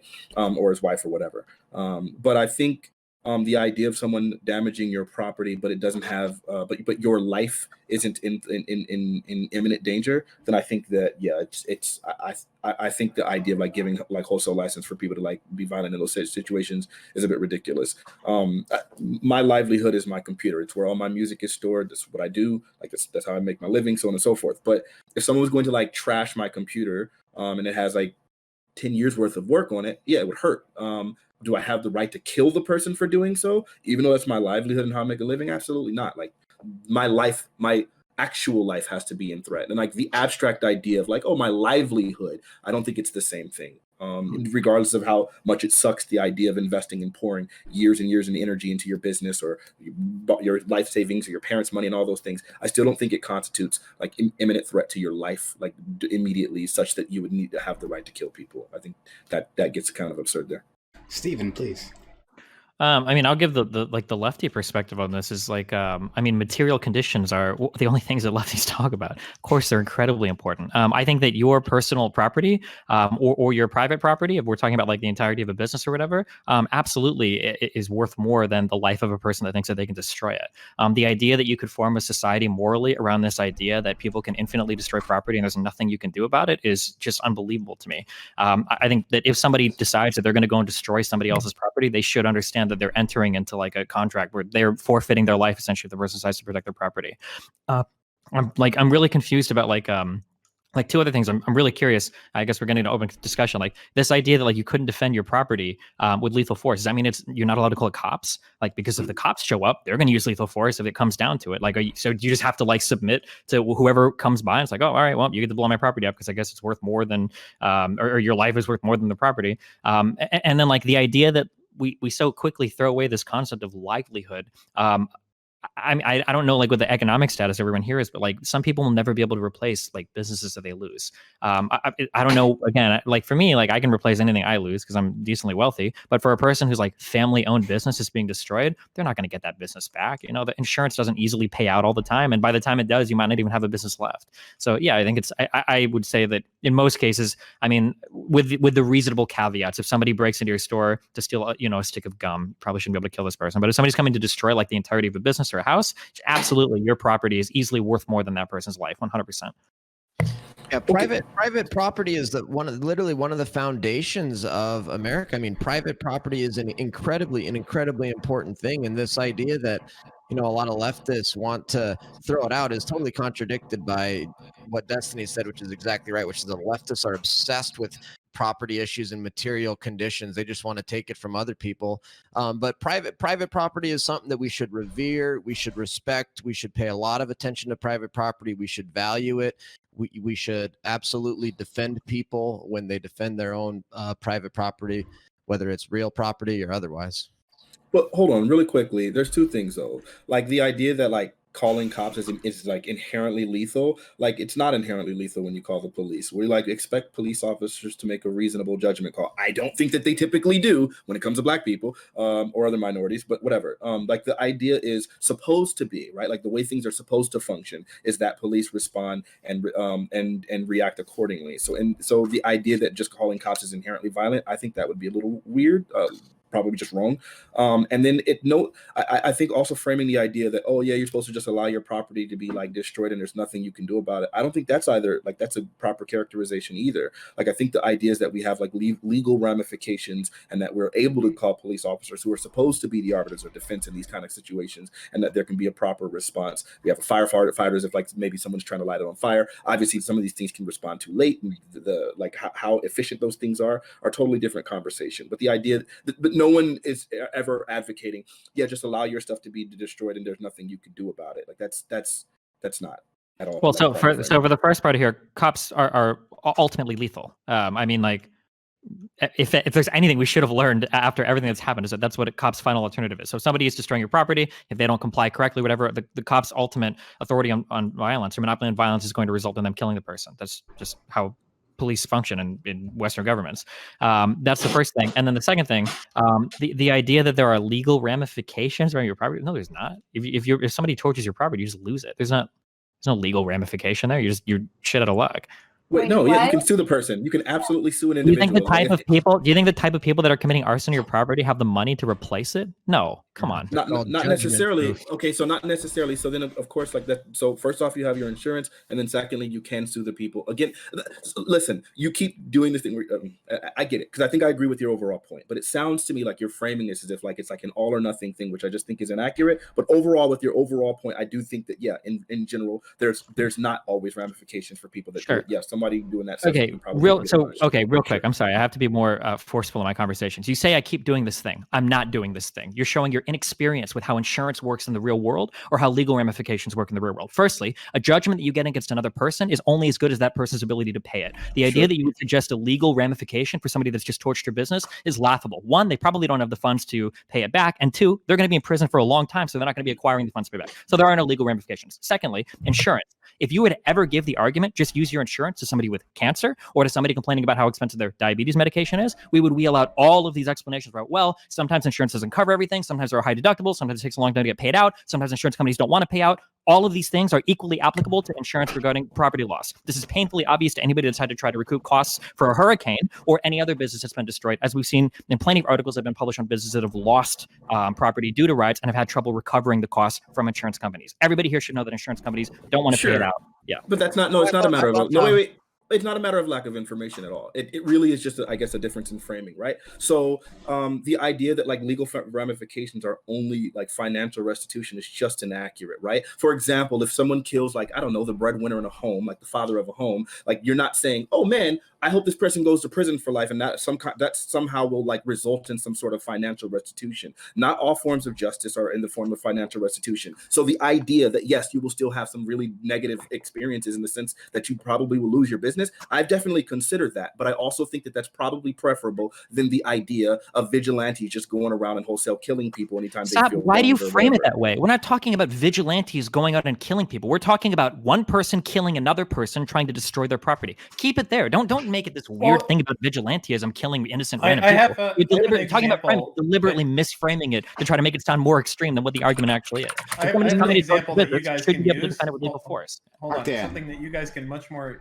easily debate on, because I think it's something that'll make a lot more sense. During the LA riots, you guys all remember this very famous time where you had some family-owned Korean businesses, and it became, a meme with all these Korean guys that were on the roof of their stores with rifles, getting ready to shoot anyone who came at their store holding like Molotov cocktails or bricks or anything like that. So let's talk about in that case, which is something that is actionable. Right. So what do you think should have happened in that case? I think the police should have been involved a little bit more heavily. The thing is, famously, the cops famously,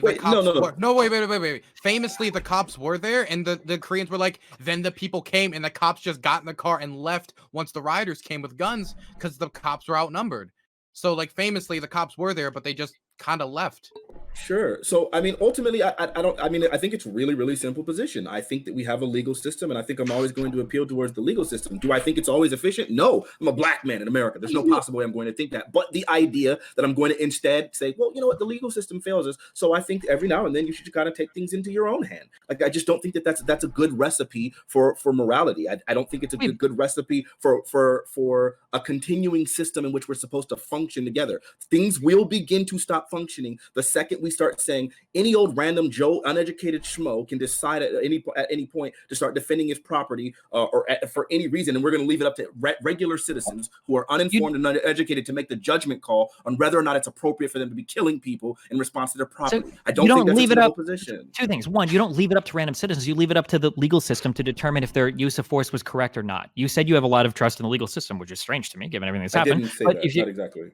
I didn't. Okay, well, you want to appeal to the legal system figuring out these cases, which is strange to me, equally strange to me. But sure, but that's fine. They can figure out the case of self-defense then. If you trust them to show up and you know, display their force properly as police officers, I guess you should trust judges and juries to figure out if your use of force was appropriate. One. Number two, this idea that like if any Joe Schmo can go out and like kill people for blowing up the property, society would fail if we were all extrajudicial like that. How do you reconcile being against that but being in favor of people going out and rioting and destroying businesses and being able to do that in a responsible manner? How can you ever reconcile these two positions? So I think the idea of like telling like of so it's a matter of this. It's an ideological perspective. I think I've clarified it enough, but I'll just do it one final time, and I think maybe you'll be able to get it this time. So it's really simple. I believe that riots are effective, and the argument that I was making is whether or not riots are effective at causing change historically. And we're not talking about if it's effective. But hold on. But again, there's a very big difference, and that's why I said at the end of the conversation, I absolutely said under no circumstances would I ever advocate any individual to do it, nor would I advocate any groups to do it. I'm saying that I believe people will do it, and I think that it's effective. So that was the point of my point. So if you want to, so that's my position now. So if you want to keep on trying to quote me out of context and try to use that point, then quote you out of context. You're dancing and not answering the question so hard. So I'm going to ask this incredibly simply. Really simply. Go ahead. Yeah, very simply. Do you think it's morally justifiable to riot? And no. Do you think it's more? No. You think that all forms of rioting are immoral actions? Yes. Oh, okay. Well, so I want Wake the Beast. I think you had your hand up. Pixie, I think you might have had your hand up at some point in time in the past. So if you want to say something, right? And then LCTRfan, I think you want to say something as well. So Wake the Beast, Pixie, LCTRfan. I haven't heard Pixie speak. Would it be okay if she went before me? That's fine. Pixie. You're so sweet. So I don't know, like, if there's kind of two separate conversations going on here, because like when I think what somebody like should do, I think, okay, in the ideal sense, what should happen? And yeah, ideally, I would think that if it's possible to not kill someone who's just threatening your property, who's not threatening your life, let's say like theoretically, you know, 100% you're safe, then yeah, you probably shouldn't do it. Now, is that understandable if someone in like the heat of the situation is freaking the fuck out and does that action? Yes. And then that goes into the legal system, and then that's an entire other conversation. I don't really like the argument about a life that's like, you know, that by destroying the property, you're destroying all the hours a person put in there. Because then with that logic, if you kill someone for going into your property because you felt like threatened by them, or you felt like they were threatening your property, then you're also advocating to take away all those hours from that person, right? You're essentially advocating for a death penalty for a person destroying your property that can potentially, not always, and a lot of times won't completely be reinstituted while you have zero chance of the person's dead, if that makes any sense.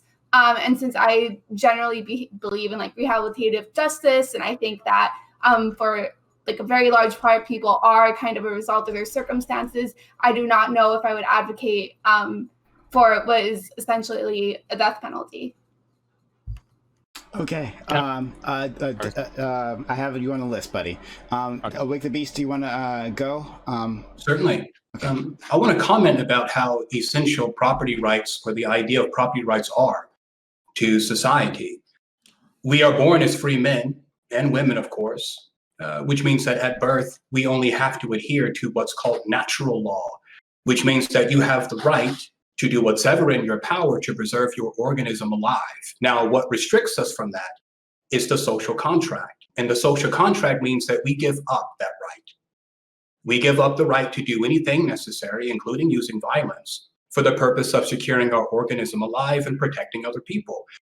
And we do that in exchange for other rights, namely the protection of our life, our liberty, and our property. That's how it was originally stated. Of course, in our legal tradition, it says the pursuit of happiness, okay? So what does that mean? It means that you have a contract with your government that says it is legally obliged to protect your property rights, or at least give you the ability to do such for yourself.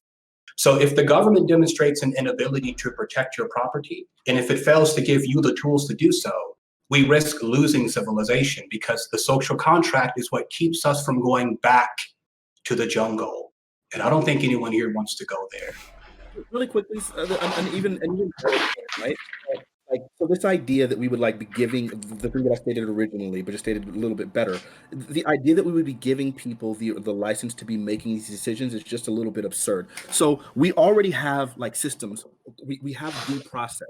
Due process is specifically meant to be able to like adjudicate in these kind of situations, whether or not someone is guilty, whether or not someone did something wrong, whether or not the actions are proper or whatnot. Like, and I think that's great. And I think that that's something that the country is founded on. It's not always it's not always enacted fairly, but the theory of that makes sense to me. So the idea that we would instead be giving other like individuals like the ability to make these judgments is a little bit absurd, unless of course it's in the case of self-defense, right? So in those cases of self-defense where it's like, hey, like I'm literally going to die here, yeah, go ahead and defend yourself. And then of course it's going to be up to like the jury to decide whether or not you were actually in a matter of self-defense. And I don't think anybody here disagrees with that. But the second you start trying to abstract it to, well, like, I mean, technically speaking, like this car of yours is your livelihood. It's how you get to work. And you're already living paycheck to paycheck. So at this point, somebody robbing your car is self-defense, even if you weren't in it. So you can go ahead and shoot at your car that's driving away and try to kill the individuals. Like this is where it starts getting really crazy. We do have a legal system for that, and that's not self-defense. So like self-defense of property, it doesn't make sense unless of course it embedded in that defense of property is a self-defense. Just real quick, I'm gonna add, I don't know how long you've been in esports, but like the way that you talk about property is so unbelievably dismissive to me that it hurts my soul. Like when you're like, okay, so you lose your car, like is that really like that? Is that really your livelihood? Like, yeah, for some people that like it might not be a matter of life and death, but it's about as close as it can be. Like when you're talking about not being able to pay for bills, not being able to pay for like food for your children, like you are so incredibly dismissive when you talk about people losing their livelihoods. Like I'm really curious if when it comes to like federal funding of welfare, or when it comes to like stimulus checks being given out to Americans as a result of like the COVID-19 crisis, I wonder if you're as dismissive of those people when it comes to things like healthcare or insurance. I wonder if you have the same attitude of like, or maybe you're like hardcore conservative or libertarian, like LCTRfan over here, and I just don't know it. Like it's astounding to me how quickly you just throw away like, it's just your shit. Like who cares if you can get to work or not? Like is it really that big of a deal? Like come on, you're abstracting, bro. Like that's insane to me.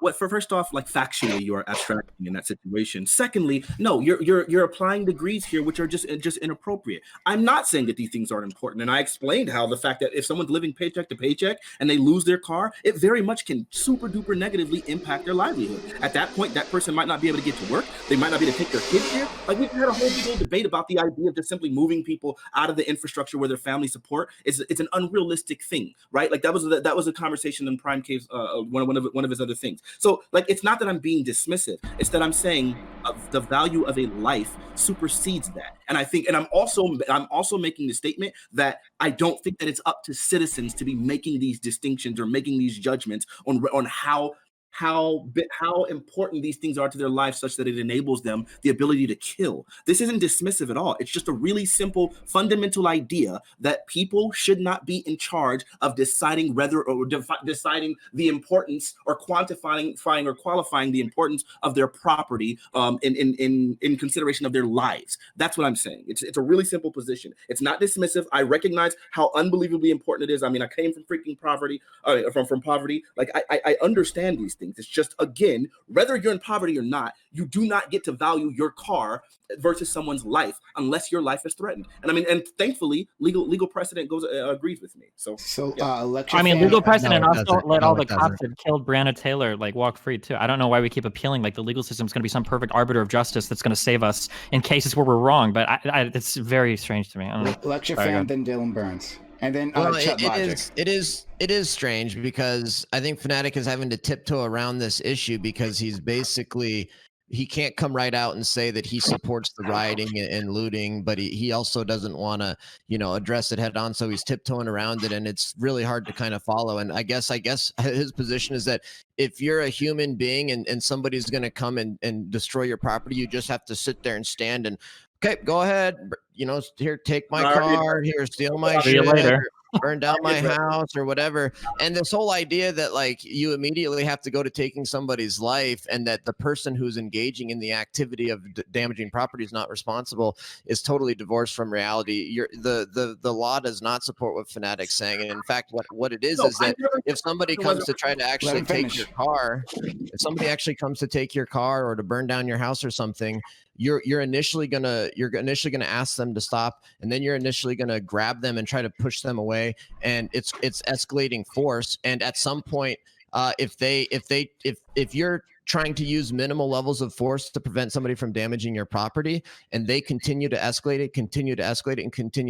it, at some point it's no longer about property. It's that person has now escalated force against you, and you're actually now protecting yourself, which is why I said at the very beginning, this distinction between property and life is it's a very difficult distinction to make. This whole topic is so twisted and like a horrible perspective, because of course you have both a moral and a legal ability and frankly obligation to protect your property. I actually think you have a moral obligation to protect your property against people with force, let alone a moral obligation not to, or to. It's you actually have a moral obligation to use force to protect your property for various reasons, including duties to your family, duties to society, everywhere else. This whole topic is just, I think the perspective is a little weird. Of course you have a moral obligation. The idea that you just have to sit there and let somebody destroy your property. This obviously comes from all of the rioting and looting we've seen, which is incredibly unpopular. The fact that this is like what Twitch leftists think is like an interesting political topic is belied by the fact that even Joe Biden is now condemning rioting and looting. This is an incredibly unpopular political position in the United States. And if you leftists want to keep defending destroying property and not using force to protect property, go for it. It's not effective as much as you may think it is. So excellent straw men's all the way through there. So I'll just go ahead and address one of the things that you actually said that made sense, but I can tell what was you one of the straw men? It's very much a straw man. Number one, I never ever said that anybody has to sit there and do nothing, right? So that's a straw man. So yeah, anyway, so the thing that you did say, I think that's a gaslighting. It is. But it's okay. Wait, come on, let him finish. Let Fanatic finish. Come on. I already defended it, and I'm pretty sure you know better, so I'm not going to grant you that one. But what I will give you is the idea that you were talking about like how somebody's trying to do something, and you're like pushing them away, ask them to stop, and things keep escalating. Eventually, during those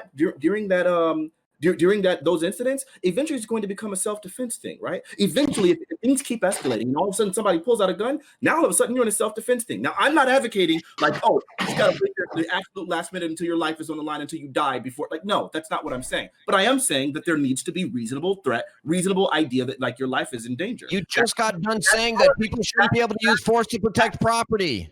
You literally just got done saying that.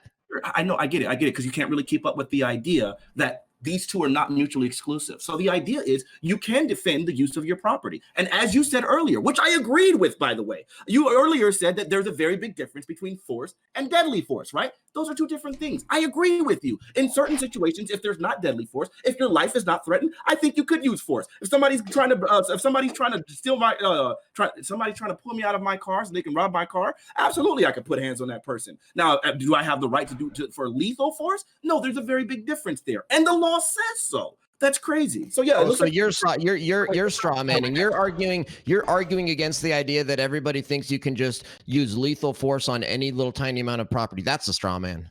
No, I didn't say that. The extremes. We're at the extremes of everything at the moment, right? Like we're talking about, oh, someone steals your car and you like immediately pull out a gun and shoot them. Like, I don't know. I feel like there's a lot of other steps here, right? Like we're kind of jumping straight. That's what Fanatic is arguing about. And it's like, nobody said that. It's a straw man. Would it be okay then? So let's say somebody is coming forward to burn down your house. Shooting them would be wrong. What if you step out there with a baseball bat, but you have a gun and eventually there's a scuffle and then it escalates to you having to shoot them? Is that all of a sudden okay? I think that would be pretty different. Yeah, sure. I would think it would be a lot different if so. Wait, so you're basically asking the question is if you started out with attempting to do non-lethal force and then it escalated to lethal force, would that be okay? Sure. Okay. What if you were a smaller person and it's too scary for you to like physically engage with them? So maybe you have like your gun out and you're like, hey, I need you to leave or else I'm going to shoot you. And they continue to do it. Is it okay then to engage with force with a gun? So I would think at that place, if the fact that you're responding in this way and you're in, okay, again, if there's like an imminent threat to someone's life, like legally, then I think, yeah, you would have every right, right? So like if your kids, as Wake the Beast said earlier, your kids are asleep at home, sure, like whatever. If I'm living in my own, wait, hold on. If I'm living in my own property by myself, I don't have anyone I'm not sleeping at home, talking about my life is not in threat. No, I'm just talking about property. So, I'm saying that again, you go outside. Let's say that you said that if you go outside and you have a baseball bat and you're holding a gun and you're like, get away from my property. And the guy looks at you, he's like, no, fuck you. And then he comes at you with his own baseball bat. You can pull out a gun and shoot him. You seem to say like, that's okay because you like made steps to escalate. What if you're like a smaller person and there's a guy out there who's about to torch your house? Let's say you're a little old 90-pound, 4'10" lady, okay? And you're like, fuck, like you have a gun.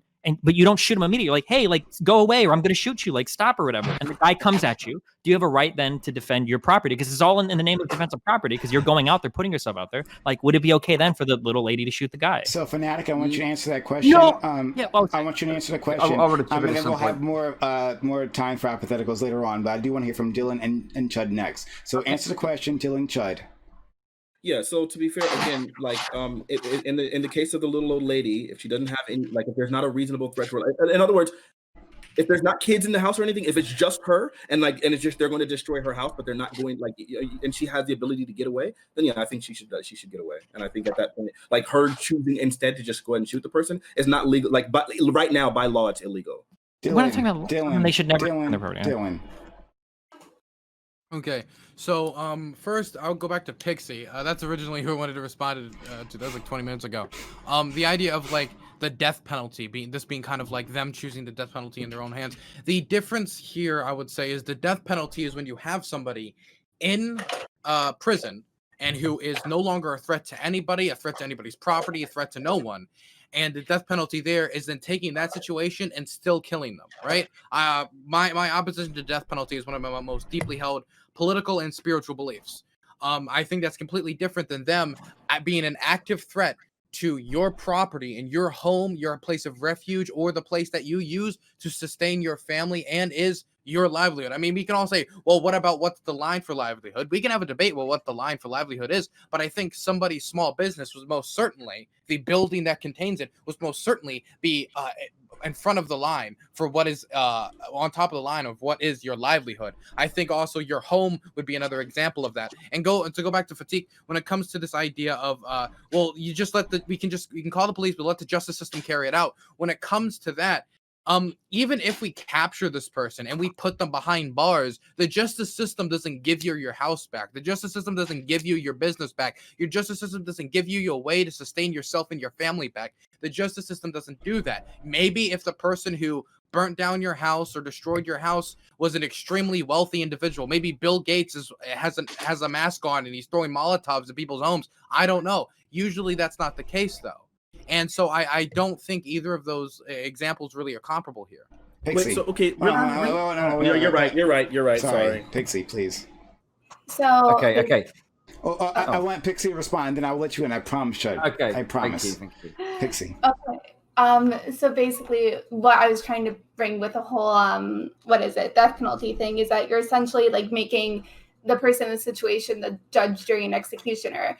And as far as I know, even if somebody does kill another person in self-defense, sometimes it still goes through trial to determine like whether it was actually self-defense or not. I know there's some cases where it doesn't, but it still happens for that exact reason, because we have to like assess the situation and say like, is this something that's actually okay with happening? I think usually it's police officers that make the determination at the scene, right? You might not even get arrested if they think it was a clear-cut case, and that would be it. Just go ahead. You almost always get arrested if you use your gun to kill. If you use your gun to kill, what I learned was if you use your gun to kill somebody, you're always getting arrested, and you're always going to have some kind of charge levied against you. Maybe that was hyperbolic, but when I was learning all my gun shit, that was like something that I'd always been told. Yeah, that's why you should have insurance. If you're going to carry a gun, you better have insurance that's going to pay for your legal fees if you have to use it. I don't think that's true, but we'll look that up. Okay. Pixie, please. Yeah. I mean, I guess the point that I was trying, and this is why I mentioned like the should versus the ideal versus whether it's reasonable or not, because as I stated before, yeah, like theoretically people should not do it if they're able to avoid it, right? Theoretically speaking, we can also create changes in our system which help recuperate people's physical damage. So for example, like, and obviously like, this is that we don't exist in a perfect system. These things aren't in place, but there are things that we can put in place. So for example, in when, for example, you can garnish a person's wages if they're owing money to somebody and they're not paying it back. So even if they can't pay it back all in that second, eventually they can. Or we can create a system in place where we actually, like, I guess, an extension of welfare where private businesses or companies are able to get that money to help rebuild their stores. Now, of course, this is all what I want ideally. That's not the reality for many people in their situation. So would I understand if somebody freaks out and does something that maybe they shouldn't do? Because at that stage, they're, scared, they're afraid, they're going crazy. Yeah, that's reasonable. Like, I can understand that. But when I talk about should, I'm talking about the ideal. Wait, I got okay. it. Wait, really quick. Wait, no, please, let me speak. No. You come on, Fanatic. You've been speaking loads, my dude. Come on. You're right. It's just you both addressed me. That's all. But I got no, I understand. Listen. Okay, right. So let's engage in this hypothetical. There's a 10-foot tall Antifa super soldier charging towards your house with a Molotov cocktail in both hands. Okay, and they're going to burn your house to the ground, right? And you do every other option to try and stop them. It doesn't work. I would say that at the very end, if every other method has been tried, okay, I think it is okay to use lethal force to protect your property, and not just because it's like property. Do you know what? I'm actually going to agree with one thing LCTRfan said. It's probably the only thing he'll ever say that I'll agree with, okay? And that is, with arson, you can't be certain that that isn't going to become a massive fire. It's going to go elsewhere. It's going to burn people. It's going to hurt people, okay? So yeah, in that situation, sure, you can use like lethal force, okay, to defend your property and potentially defend life. However, I think we've got this kind of Frankenstein thing happening where we're engaging with like the morality of the question that we're being asked, but we're kind of framing it around these protests when, I don't think that the protests are like these armies of Antifa super soldiers charging around trying to burn down people's houses. Obviously, it is understudied. There has been a study released recently that said that the vast majority of the protests were peaceful.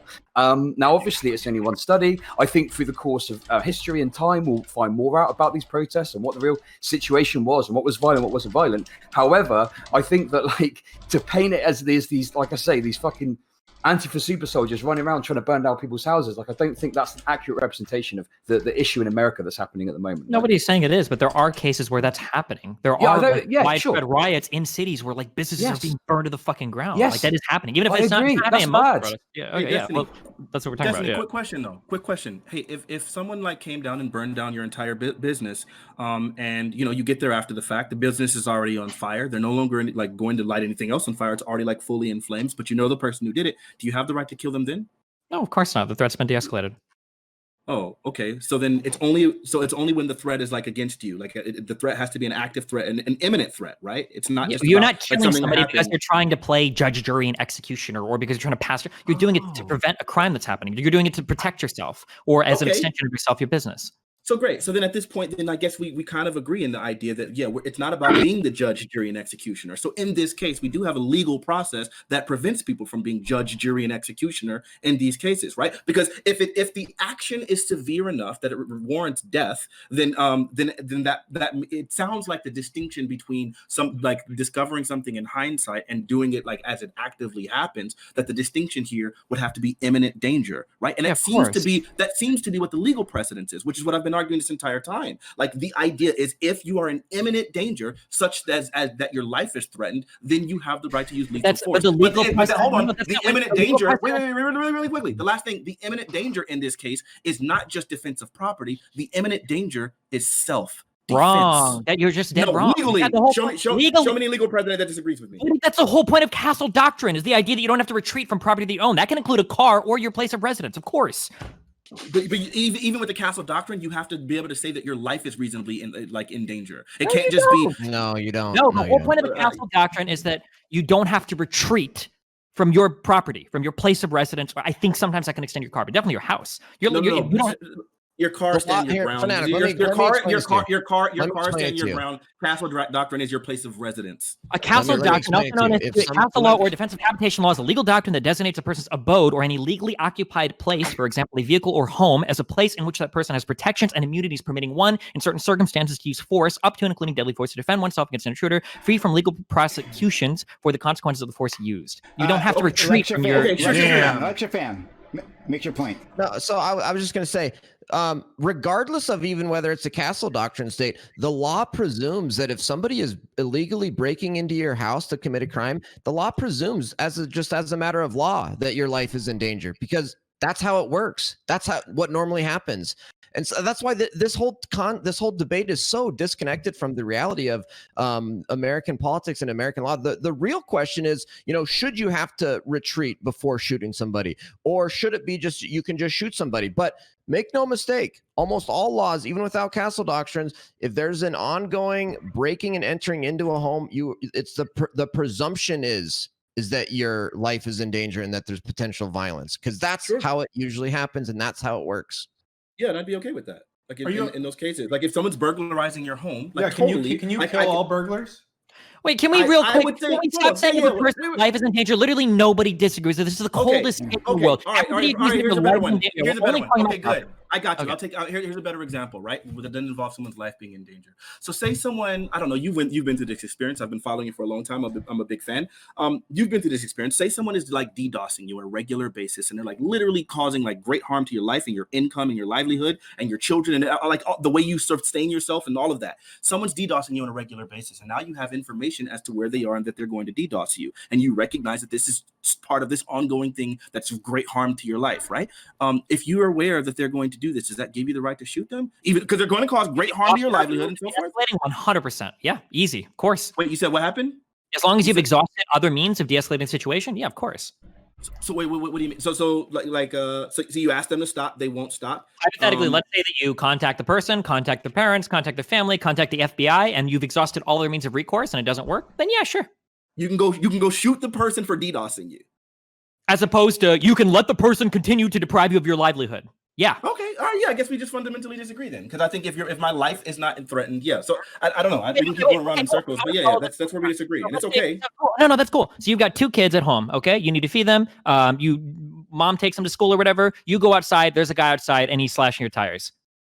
Mm-hmm. And you say, oh, wow, fuck you. You fix your tires. You don't get to work that day. Costs you fucking $600 for new tires. Maybe you find them cheaper, $400, $300. Let's say the next day you got guys slashing your tires again. Let's say you call the cops. They go, nah, fuck off. We don't care. Let's say that you contact the guy's family. They're like, oh, we don't believe you did blah, blah, blah. You just let that guy slash your tires every single day. Your kids are getting hungrier. Your wife's losing weight. You can't afford new clothes. You just say like, oh, well, fuck it, dude. This guy's got me, I guess. Like, fuck Destiny, me. What do you do? No, I would probably fight against that person. I have a question. No. Let the guy answer. Why would you cut him off? No, it's okay. I would violently fight against that person. Sure.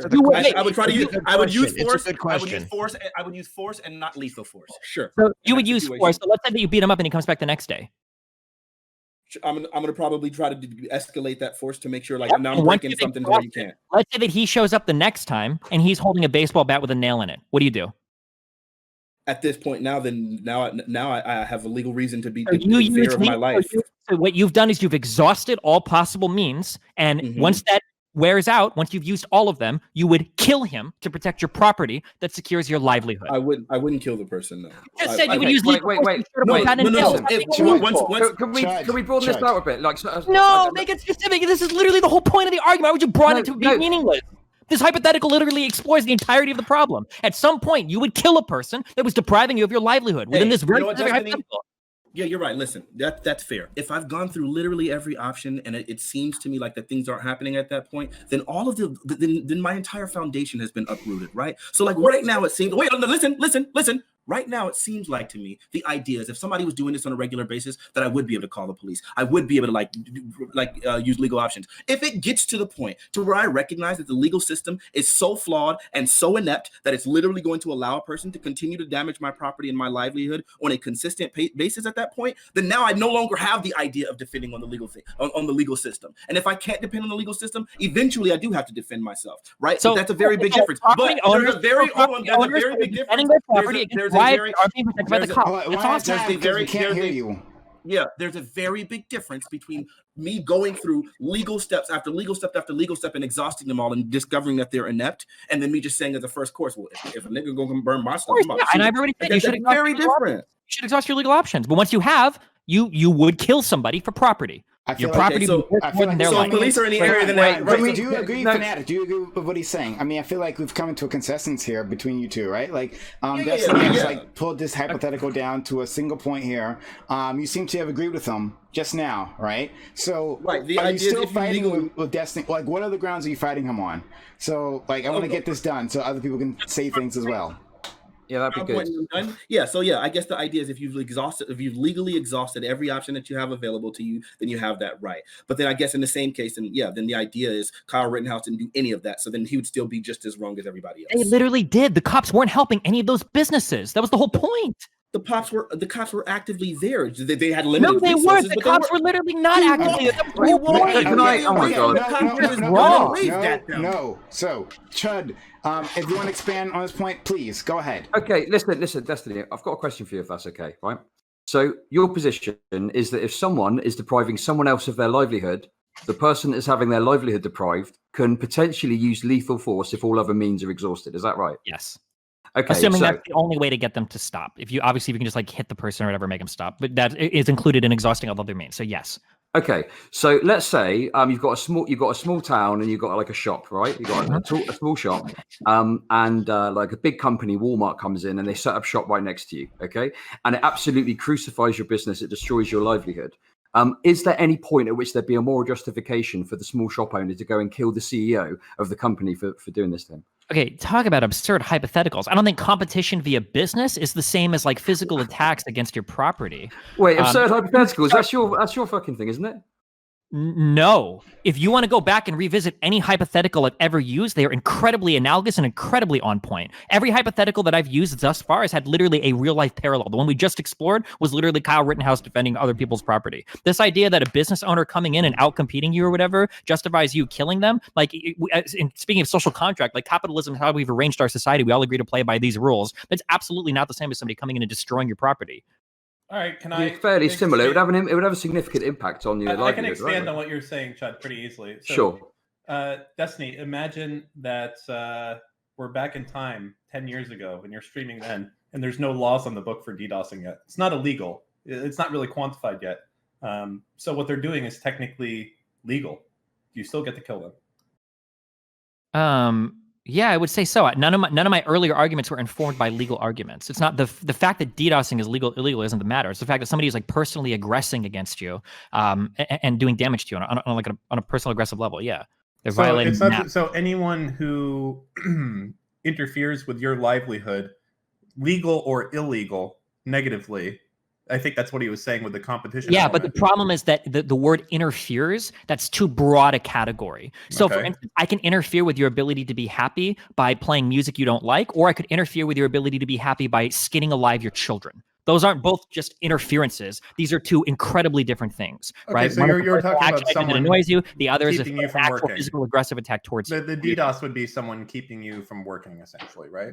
Yeah, it would be like a pointed like individual attack against you in order to damage like your property, basically. Well, that could be the same thing with a big company. They could be an intentional plan to go into the town to scoop up all the business and just fuck all the companies that are there already. Like that's something if that that's happens. done in a manner that's illegal, then yeah, I mean they're. Wait, so why does legal versus that shouldn't matter, right? It shouldn't matter. Okay, hold on, right. Hold on. When I the problem is that when we talk about businesses, like we're getting into like frameworks that we agree to live under. So when we talk about businesses, we have to like presuppose like an economic organization, and for businesses to exist, we usually have to presuppose some body of government to like defend those businesses and defend the economic organization of those businesses. So when you're talking about like defending like large businesses from large corporations, we kind of have to get into like what are the laws that we've agreed about there. But when you're talking about like individual attacks against a person, that can be done like on more of a moral basis, like irrelevant of any kind of like larger organization of government. But the thing is, you can interfere, right? You can interfere by using your massive wealth, beneficial government benefits, other things as well. You know, it's like I feel like you're being inconsistent in your position here because you're dismissing my hypothetical as not analogous, and I think it is analogous. I think a big business could go into a town intentionally with the intent of scooping up all the business, fuck all the other businesses. If they all close, fuck them. So by your logic, I think you would have to admit that it would be okay for someone to go and kill the CEO. There's a huge difference between indirect harm caused via competition versus somebody like intentionally attacking you. Like if I were to go by your logic, that means that literally anytime anybody outcompetes anybody at anything ever, you can attack and kill them. So for instance, that's why your analogy doesn't work. No, No, that's not true at all. If I'm- if you got second place at a karate competition, you can't murder the first place guy because he interfered with your ability to get first place. That was like through fair competition. Like as a society, we've decided like this is like fair competition. Like you can compete in these ways. That's way different than somebody launching like a pointed individual attack at you that aggresses against you. All right, Wait, Steve, what you about hold on, Monopoly? Steve. You launch a very successful wicker basket business, and all of a sudden one day you get into a fight with the guy who provides your wicker, and he says, "You know, fuck you, Steve. I ain't selling you shit, and you can't buy it anywhere else. This is the only wicker supplier is. You're going to go out of business." Can you kill the wicker supplier at that point? He's targeting you. He doesn't like you. Do we understand there's a difference between like negative versus positive rights? Or do we understand there's a difference between like doing something and not doing? I'm actually confused. I'm a fan. I'm confused. I'm confused. Like, we understand there's like a difference between like I'm no longer going to provide you with something versus I'm going to do something to you. Do we all think that's morally equivalent, or because these are totally different things? Like, hey, we're getting real into the meta here, but that is doing the same as not. No. If I choose not to sell you anything, hold on. Okay, we got to be razor clear. It's not doing the same. It's bringing about a similar effect. Two different things that bring about a similar effect, though, if one is a positive versus a negative action, are two entirely different moral quandaries. They're two totally different things. Okay. So for Dan's example, other people got to be let in. So I want Pixie has something she wants to add, and then Wick the Beast. Wick the Beast has something. I'd love to hear from him. Pixie, please. I kind of lost track for a second at the end there. But if we're talking about like fair competition, I was going to bring up like, well, what about like monopolies who kind of ruined this whole idea of fair competition for many, right? I mean, and like I was going to go back to Logic's point about like how this does kind of happen, right? You do have big corporations that look at where other previous bases were established so that they can just go there and garner up the market instead. Like that, it's not. I don't think that's like that far fetched. But yeah, I was thinking about like what about a monopoly that stifles fair competition and purposely like, undercuts their prices to fuck over the small business competitor who cannot compete. Monopolies are bad. That's why they're supposed to be illegal. That's why we should have government action to arbitrate against them, right? Yeah, but we would still say like, yeah, exactly. We should have government action to go against them. But let's say the government is not following through their end of the deal, right? They're not cutting down these monopolies. They're not fighting against them. Would that then make it ethical? But then you want. I mean, if you've exhausted all other options, I guess if you've gotten like the city council together and you've gotten people to boycott, you've gotten everything else, you've exhausted every possible thing, then I guess maybe down that road. But we're talking about like business versus business. Like there's a whole bunch of other options you've exhausted. That's way different than somebody like lighting your business on fire. Yeah, but see, this is where the problem comes in. It's because it's this thing that like if you're going to make the argument that no, we're only discussing morals, the problem with that is that most of the time the moral obligations are tied to our legal obligations. For example, right, let me give you an example. So me as an individual, say I feel very confident in my driving ability. I am, and so then I decide that I want to drive my car 95 miles an hour. Now that's perfectly fine, and it would be really hard for you to be able to say, man, you were being negligent. If I have good control of my car, I've never been in an accident, like so on and so forth. Like it's like, okay, it's hard to make that claim. But the second the law legally becomes that the speed limit is 70, once I go that 20 miles over, that it's an arbitrary thing, but that thing becomes now something that's morally wrong. And if I kill people in that area, then you would be able to make the argument like, yeah, dude, you were being negligent, and that's how you end up doing that, because the law was clearly designed with the idea in mind that that this is what's reasonable. So in the same sense, the law in that case informs the moral argument. Like this is the whole reason why I'm completely opposed to all forms of traffic laws, and I don't think you should get a license if you need a sign to tell you what speed limit you should drive. If you have an internet service provider and they decide that they're going to continually not fix the nodes in your neighborhood and you're getting bad service and you've called and they don't do it, is it reasonable to go? There's a difference between a positive and a negative action, Jan. If the company was coming out and they were to destroy the line, then maybe, yeah. But if they're just not servicing the line, I feel like maybe we need to visit, like, there's a fundamental difference between somebody doing something and somebody not doing something. Listen. I've got something to ask you, okay? Right. So, Destiny, right? Let's say, okay, you think there should be government regulation to prevent this stuff from happening. Yep, fair enough. Agree with you, yeah? Let's say that the government intervention or whatever is insufficient and this small business is getting absolutely destroyed, decimated, wrecked by Walmart being next door to them, right? There's no other option. Everything else has been exhausted, right? There's literally nothing else they can do. The only thing that is going to stop them from doing this is by killing the CEO of this company. Would they be morally justified to do it? No, because it's not considered wrong for somebody to open a business. It is considered wrong for somebody to torture fucking property. These are two totally different things. But the thing is, no, listen, wait, listen, right, okay. Walmart definitely engage in like legal practices, right? But the thing is, like from a moral perspective, they intentionally have policies in place that are designed to undercut businesses. Like, for example, they'll go into a town, they'll offer all of their products for a lower price, right? So that the business will be massively affected by it. The business goes bust, and then bang, Walmart put the prices up, they're good to go. To put it very simply, right? Like they engage in really shitty behavior that I would say, although it's not as bad as burning down the property, it's still fucking shit. Do you see what I mean? Like I feel like you're being ridiculously inconsistent here. And listen, Conrad Harkdown has also raised some fantastic points that I don't feel you sufficiently answered. I don't think so as well. I can't tell if I'm being fucking trolled right now. No, Do you think there's a difference between walking by a pool and seeing somebody drowning versus holding somebody's neck underneath the pool until they drown? Does anybody think there's a difference? If you go into a bathroom and someone is drowning in the bathroom, Stop muting people. All right, one at a time. Chud, finish your point.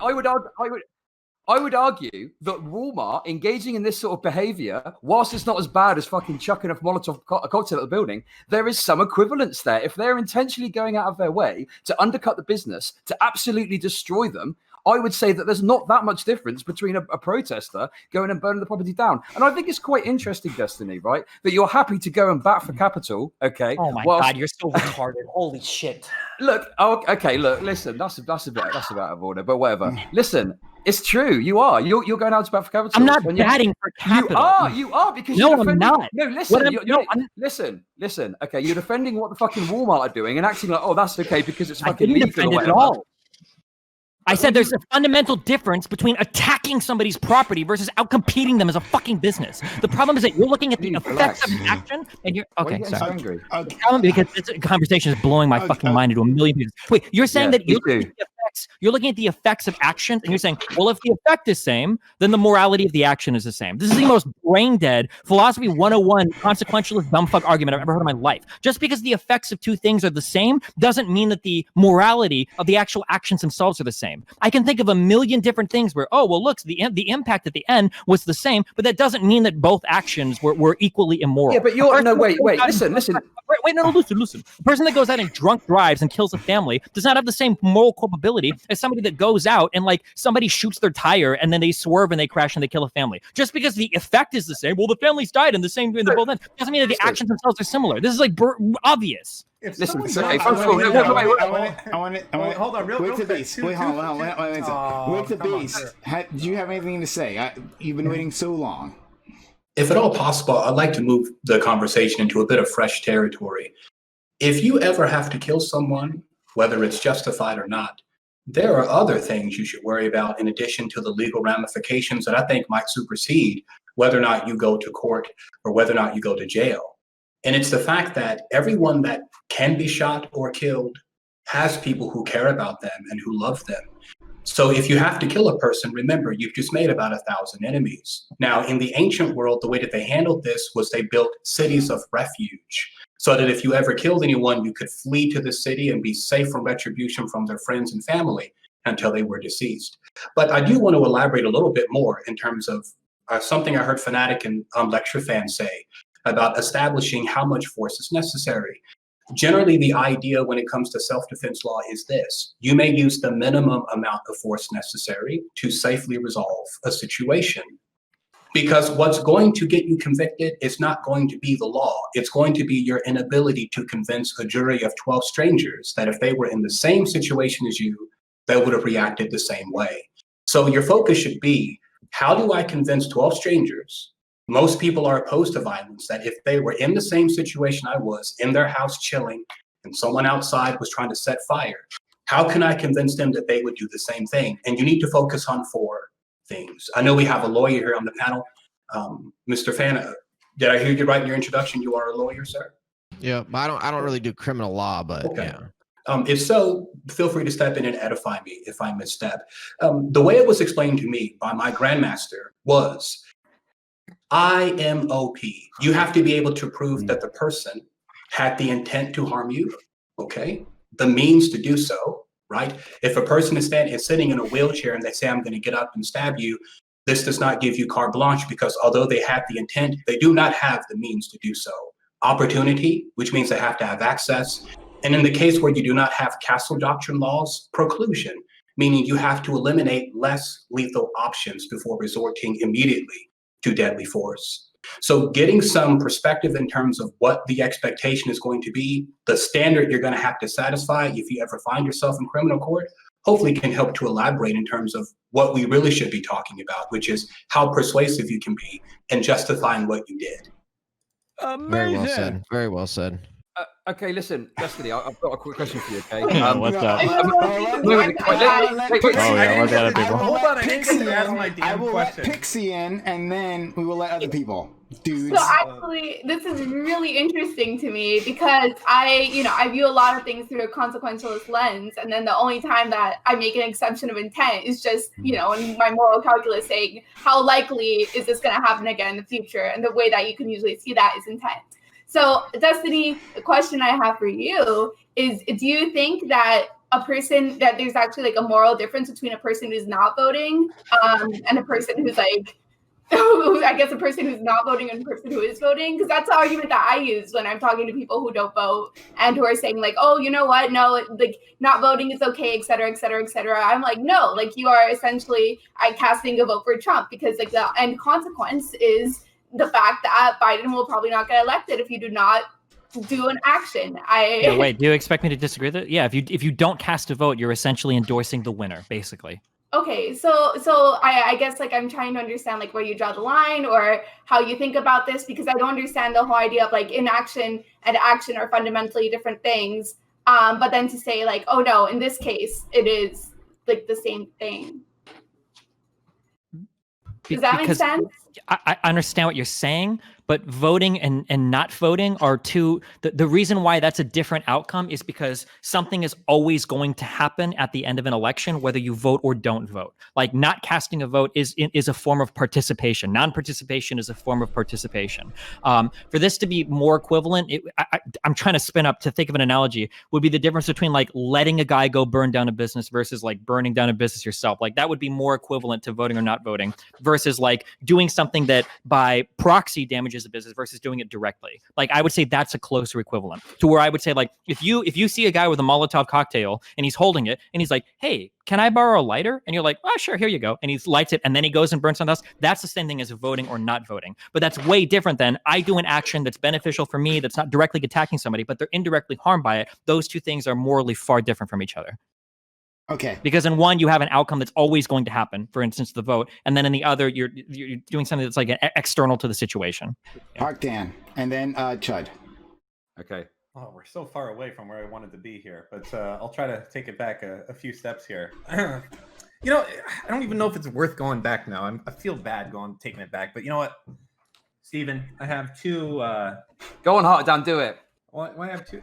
Just do it. To really Do get it. to the Do it. He's wasting reality. time. So the first question, and let me go ahead and throw both of these out because you've heard these before. You walk past a room and there's a person drowning in a bathtub. They're gonna die. Is it murder if you do nothing? That's the first one. And the second one, someone jumps out a window, okay, and they're going down. They're gonna hit the concrete, and you want them dead, okay? If you shoot them on the way down and hit them, they're gonna die anyways. Is that murder? And this kind of, this ties into your whole like, doesn't matter if they're targeting you versus not. So let's throw those out here. So so this sounds like a trick question because you're presenting a false dichotomy and saying that I have to say that like one is right or one is wrong. But what I could do is I could say that both of them are wrong, but they're different types of wrongs. So for instance, in the bathtub analogy, let's say that I walk into a room and I want to kill somebody, but they're already drowning in the bathtub, so I don't save them, right? Is that wrong to not save the person? Like I had the intention to kill them? Yeah, of course that's wrong. But that's fundamentally different than walking in and actually drowning someone yourself. If I walk by a pool, 2-year-old is drowning. Even though the result is the same, even correct. though you wanted to kill that correct. person. Even though the result is the same, it's totally different. And we should all agree with this, and I'll even appeal to goddamn intuition. If you walk to a pool, you see a 2-year-old drowning, and you don't step in and save him, is fundamentally different than going to a pool and drowning 2-year-olds. Walking to the pool with the intention of killing that 2-year-old as well. Sure. That's the important part. Sure. Even if you walked with the intention to do it, these are still fundamentally different things. I honestly don't understand why. I don't mean to be 2-head or 3-head. I don't like. Both of them are bad. Okay, so the reason why we don't understand is because we're thinking like, wait, are you saying one is bad, one isn't? Both of them are bad, but they're clearly fundamentally different things. There's a whole article you can read on the plato.stanford.edu on the difference between doing and allowing harm. Philosophers debate this all the time. You might even disagree with me, and that's fine. You can disagree with me, but there. But we would say both are things that we should. Sure, we could. Right? Yes, we absolutely could. Yeah, sure. Yeah. Harm. Sure. Okay. Much the same that we could say maybe large businesses shouldn't go into small towns and overthrow them via monopoly power. We could say that we shouldn't do that, but we can also say that's wrong and we shouldn't do that. But that's fundamentally different than torching somebody's property. We can say it's all wrong, but they're still very different things. Much the same way that doing versus allowing harm, they can both be wrong, but they're still fundamentally different things. And really quickly, if you could sum it up really quick, Destiny, what is the fundamental difference? Well, the fundamental between the guy that wants to like intentionally target a specific business and like sink them like financially through the law, and then the guy that decides to I'm just going to light that business on fire. What's the fundamental difference? It would super depend on the paradigm through which we analyze it. So if we're looking at the morality of the individual actors, in one case, the fundamental difference would be a person is trying to cause pointed harm towards an individual by means of like aggressive actions towards that individual. And another one, a person is just competing in an economic system and through an external behavior or through something external to their behavior, they cause harm to another person. No, it didn't have to be. It didn't have to be, right? Like, because like the business can decide, like, this guy has a monopoly, and I know that I can take over this monopoly if I 100% target specifically him. It's not just an external thing of like, I'm just doing my own business, and my business happens to be good, and we'll just see the whatever. I'm literally going to target your business. I'm going to sell exactly the product you sell. I'm going to undercut everything that you're doing, and therefore, at the end of the result, you're going to go out of business, and then that allows me to just go ahead and do whatever I want. Yeah, but again, they're both targeted and pointed. We can recognize that both could be wrong, but they're different types of wrongs. So for instance, if I were to ask a vegan, is it okay to kill an animal because you just want to torture it? And is it okay to kill an animal for food? A vegan should say both of those are wrong, but they'll still recognize a substantial difference between the hunter that hunts for food versus the person that just skins an animal alive because they get pleasure out of the torturing of the animal. Even though both actions are wrong, they're fundamentally different because they're different types of actions. In one case, a person is running a business, and by that thing, they happen to destroy a small business because they're trying to capture more market share, blah, blah, blah. But in the other case, a person is specifically attacking an individual trying to destroy their business. So, in both cases, they're attacking and trying to store their business. Okay, listen, right. Look, Destiny. I didn't want to make this a Destiny show, but look, you've managed to do that already. So let's. You're the ones speaking of absurd hypotheticals. You guys are the ones that are getting into the fucking absurd philosophical arguments. But I've got another one for you. I've got another hypothetical. I got one too. So wait for me next. This is the last one, Destiny. Okay. If someone recommends you a laptop and then it doesn't work, are you? Stop. Let him ask. Wait. Listen. Listen, Harkman, I'm surprised we've unified on this issue, but it is what it is. Okay, landlord leftist unity. Finally, we see it. Okay, here's the thing, right? So, let's say, so obviously you take issue with, someone obviously drowning a kid, right? If someone built a machine that drowned children, right? And the machine was drowning kids again and again and again, and the person that built it was like, well, I'm not drowning them, but they built the machine that's drowning kids. Would that be okay? If they intentionally created a machine that had no other purpose beyond drowning kids, then it would be a morally abhorrent action for them to construct that machine. Yes. Okay, Dylan, could you do better than that? Yeah, here's my great one. Okay, so if it's talking about taking away livelihoods, what about that chatter who sent that video off to Twitch that got your partnership taken away? What about him, huh? Can you go after him? I would argue that that's a different type of action because they felt like they were preventing harm in doing it. I would hope so, if I'm being charitable, right? So, for instance, if you step in front of somebody and you, let's say that, this is extremely absurd. Let's say that I kill somebody because I see him about to get into a car and go drunk drive on a freeway full of innocent kids that are walking around, right? That action is different than just killing somebody because I want to kill somebody, right? So if somebody was sending in a clip because they thought that I was doing some bullshit and I was encouraging violence or whatever, their goal is harm reduction. That's a different fundamental type of action than somebody who's just trying to get me banned because they hate me and they want to like deplatform me or whatever. What if they did? Okay, what if they did? What if they did though? Yeah. Then I hope I don't in a video game. I don't know. Then that maybe that would be a different type of thing, but I don't want to explore that hypothetical here. Oh, I don't want you to either. All right. Holy shit. Okay. He's consistent at least. Okay, so I want to do a closing statements on this topic, and maybe do a shortened third topic because I do want to respect other people's times here. I do thank you for being here so far. Before we do that, so I just want to say to the audience, so yeah, I do these types of streams all the time. on Mondays, I have these general panels. I invite big guests, as you see here, very glamorous people here spending their time with us, yelling at each other. That happens every Monday. So if that interests you, please give me a follow. On Tuesdays, I have an all-women's panel, right? It's a panel that's run by women, like the hosts are women. I don't talk at all, actually. And it's about women's issues. It's, so it's an all-women panel. If that interests you, then come by. We have some interesting guys, really interesting talks. Very different from what you see here, but it's a lot of fun. So if that interests you, again, please give me a follow. And then on Thursday, we have an all-black panel, which Fanatic here has joined us for before. A for Andre, if you know him, a fantastic streamer. He's been there with us. A lot of big black streamers, and up-and-coming ones also, appear on Thursday. So if that interests you, once again, give me a follow. On Saturday, I have a leftist/populist economic stream. I have touring news, Canadian populist leftists, and others Endernax, others who come on and share their knowledge and their perspective there. So if that interests you, you know, you can give me a follow. All right, so please give me a follow for all that. And also it's September. Once again, please this is the time to support this channel. Only you can prevent forest fires and keep this channel up and running. So thank you for all the support you've given me so far. All the follows I've gotten, it's so amazing. Thank you for all of that. Okay, I want closing statements on this, and we'll do a short and third topic because I want to respect everyone's time. All right, Pixie.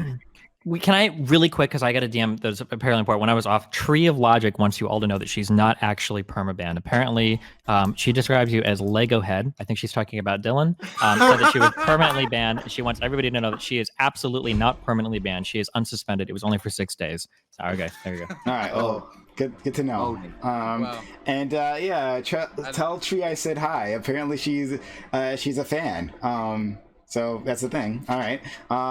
So Pixie, please. We're just giving closing statements? Yeah. Okay. So that was an interesting conversation. Maybe in the future we can deep dive more about negative rights or positive rights or whatever. Generally speaking, I think we ought to avoid violence when we can. And we should try to create institutions which can help repair or give back our property once we've lost it. Is this always possible? Of course not. When I'm speaking in shoulds, I'm speaking about the ideal world I like to create, not our current reality. Okay, we'll go to Dylan, but thank you, Anonymous Gifter, for gifting a sub to Tree of Logic. Maybe she will come around here. Okay, Tree of Logic, welcome to the Worst Generation. Dylan. Yo, if anybody wants to gift a sub in my chat to Tree of Logic, I greatly appreciate that. I know she's a longtime viewer of the channel, Tree. You know what? I'll take that Lego head thing with Prime. At least I'm not going around calling people the N-word on Twitch, you know? At least I'm not doing that. But besides, next to that, I'm just gonna throw out there that I'm a hippy dippy person. I'm just called the hippie. I got Twitch. I got like peace signs as like Twitch sub badges. But I do fundamentally believe, due to like instances like I've seen of like around the world too, of how taking away of people's private property has also been used as a tool of oppression by governments. As another example, ethnic cleansing that has been done, forcing people from their homes and forcing them to relocate it would be another example that I didn't really get to talk about. I wish I did. I specifically bring up Kurdish minorities around the world and the effects they've gotten. But I maybe I'll talk about that next time or a separate time off stream. I do believe people should have the fundamental right to defend their property, but I think there has to be some scaling back on the idea that, of course, you can't just shoot somebody if they got a bag of chips. I think it has to be kind of somewhat proportional to the amount of damage someone is about to do to your livelihood, burning down the entirety of your business. If they're coming to your business armed, trying to do harm, then obviously that's a threat to you. That'd be another example where I think that would be morally justifiable. And I think that's perfectly fine. That's about it. Okay. LCTRfan. I was just gonna say, Wake the Beast was right. This is something that you could think about hypotheticals all day long. the reality is that is why we have juries, because it's not easy to make decisions on hypotheticals with one or two facts thrown out. You have to kind of have the full story. And so, but the overall topic about using force to protect property, it sounded to me like basically everybody agrees that you can use force to protect property, and of course you can. That's what most Americans agree with. That's been long-standing basic morality beliefs and the law in the United States. The fact that the question was even answered is a little, or asked, was a little bit weird. Of course you can. Now what type of force and when and how and stuff, that's why we have juries. So Okay. Harktan? Yeah, I'm not sure where to start. I mostly am just upset with kind of the response that I got out of Destiny, for, I mean, like non-answers and like dancing around the question for what was obviously an edgy take that he was going to kill someone who was DDoSing him, and then giving similar examples and then backtracking. And I'm not backtracking any. I think that most of the audience sees through what you're doing. You don't believe that you should be killing someone who DDoSed you, and I think that's apparent by the fact that a lot of young people do stupid things. And now we're in this situation. You refuse to backtrack on your edgy statement, trying to support things that you can't support, and saying that it's like axiomatic morals this, and going to kill a 2-year-old is fine. Like, those are your words. So yeah, I don't know exactly where to go here. I mean, I guess we just have to move on and have a difference of opinions. That I don't think it's, in that situation I wouldn't kill a 2-year-old. I understand that you would, but anyways, yeah, we can move on. Okay. Don't worry, Destiny. You'll be the last one because everyone's going to be talking about you. So you'll be the last one. Get the last word on that. All right. I'll go to Chat Logic next. Okay, I mean, look, a few surprises on this panel. Me and Huntdown having some common ground on some of our perspectives was very interesting. I think I'm quite surprised to hear Destiny, have a position that essentially justifies a small business owner going and killing the CEO of a big company. But there we go. A life's full of surprises, I guess. I think, to be a bit more serious, big companies definitely have policies in place that target small businesses and target their livelihoods. Whilst obviously it's not exactly the same as lighting the building on fire, I think that there's a very similar impact there, or there's a similar sort of process in place there. And I think to deny that is to be quite inconsistent. And yeah, I think that for me, I go back to my original point. My position hasn't changed. Lethal force is sometimes justified in situations where there's no other option. Every other option has been deployed. It doesn't work. I think eventually, unfortunately, because we live within the system we live in, people's material conditions are what they are. Unfortunately, it will eventually get to that. And yeah, I hope one day we live in a system where we don't have people's lives being destroyed because their shop was burnt down. And that's it. Okay. And before anyone else, just want to say we got a scam train going. Thank you, everyone who's been contributing to that scam train. Let's keep it going. For capitalism. So next, Wake of the Beast. Yes, thank you. 2 things. Life is priceless. I believe it was Carl Sagan who said that the weak and strong nuclear force that holds our body together only acts on this matter for a little while, and then it's permanently dissipated for all of eternity. So it's worth defending. Property, on the other hand, not so much. You burn my house down, I can replace it. However, I consider my life to be my property. I consider my life to also be the property of my family, and vice versa. And for this, I will defend and fight. However, for most of us in America, we are never going to be victims of violence. The FBI has distributed information to us that shows that violent crime is on a 10-year decline. So fortunately for us, we will never have to act on most of what we're saying. However, if you find yourself in a situation where you have to use deadly force, I hope you don't hesitate.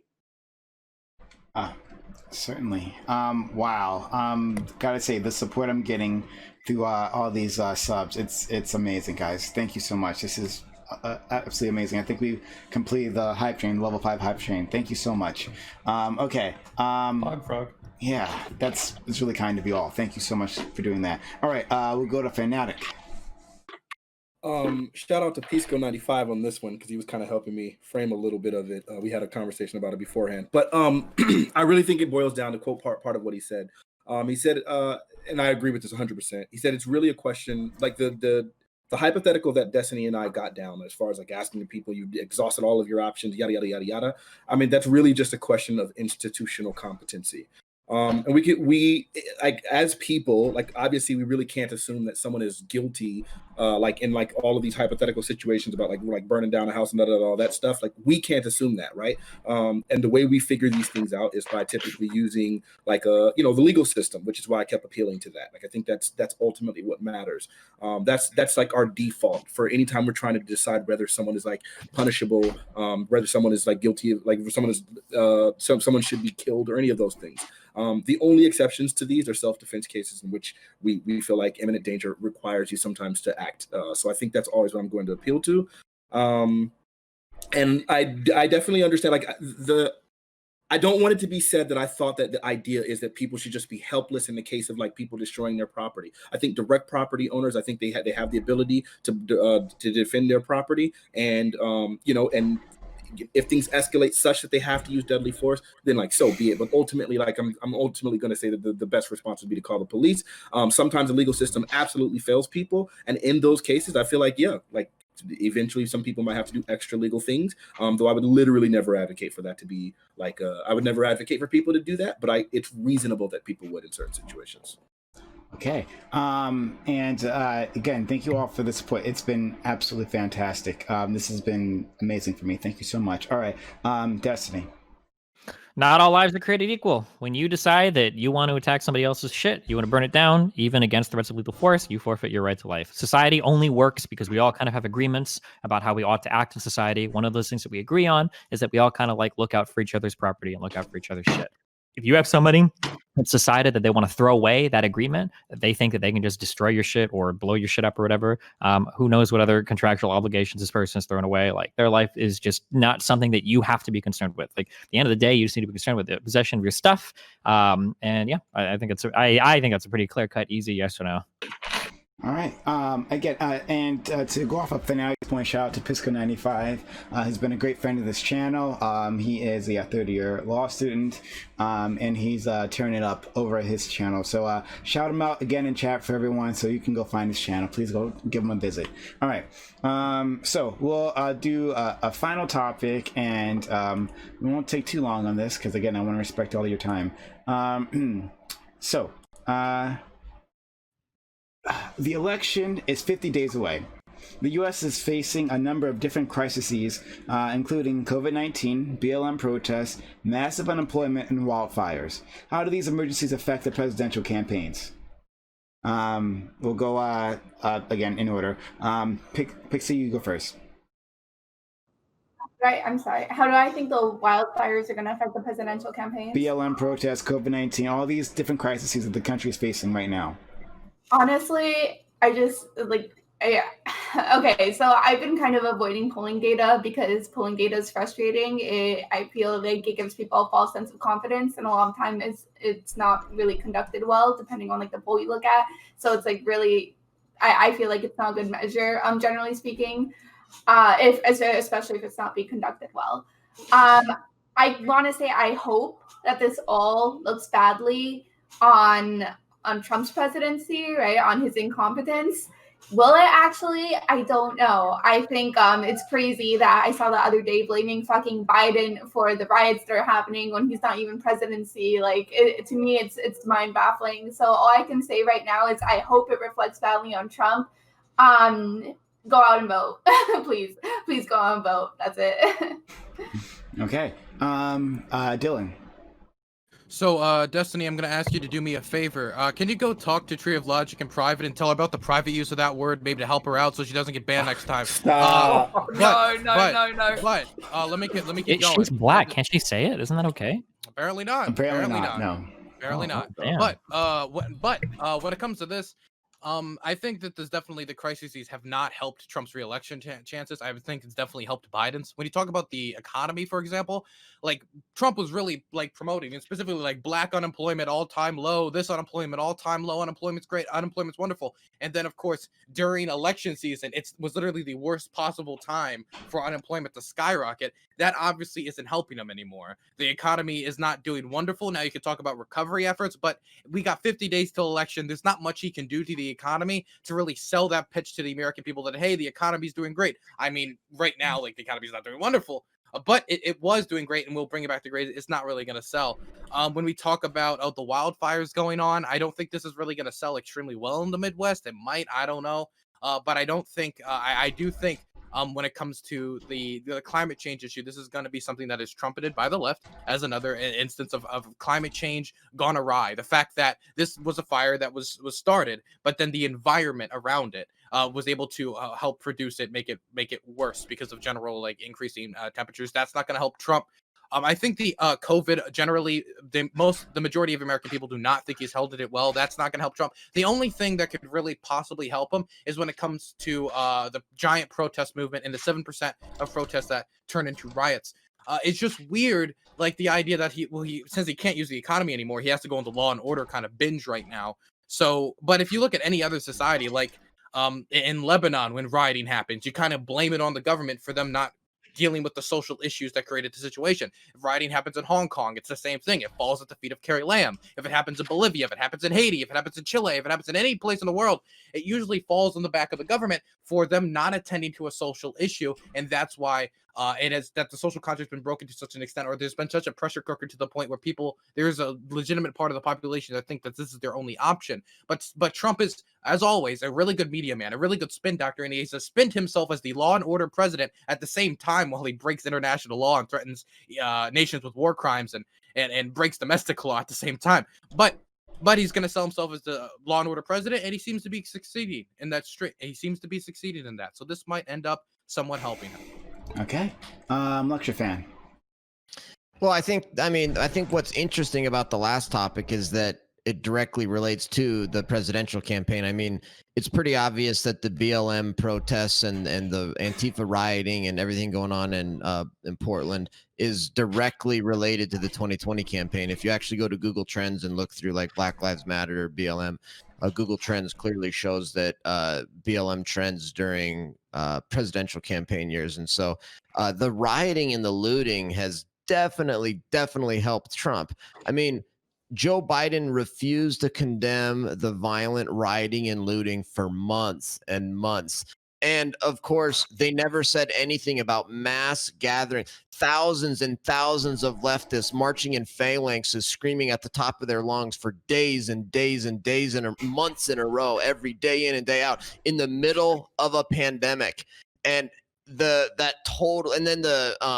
public health officials and the Democrats and the media saying, oh no, well, this is a public health issue too, so the protests are okay. They totally cost themselves any shred of legitimacy or credibility they had left.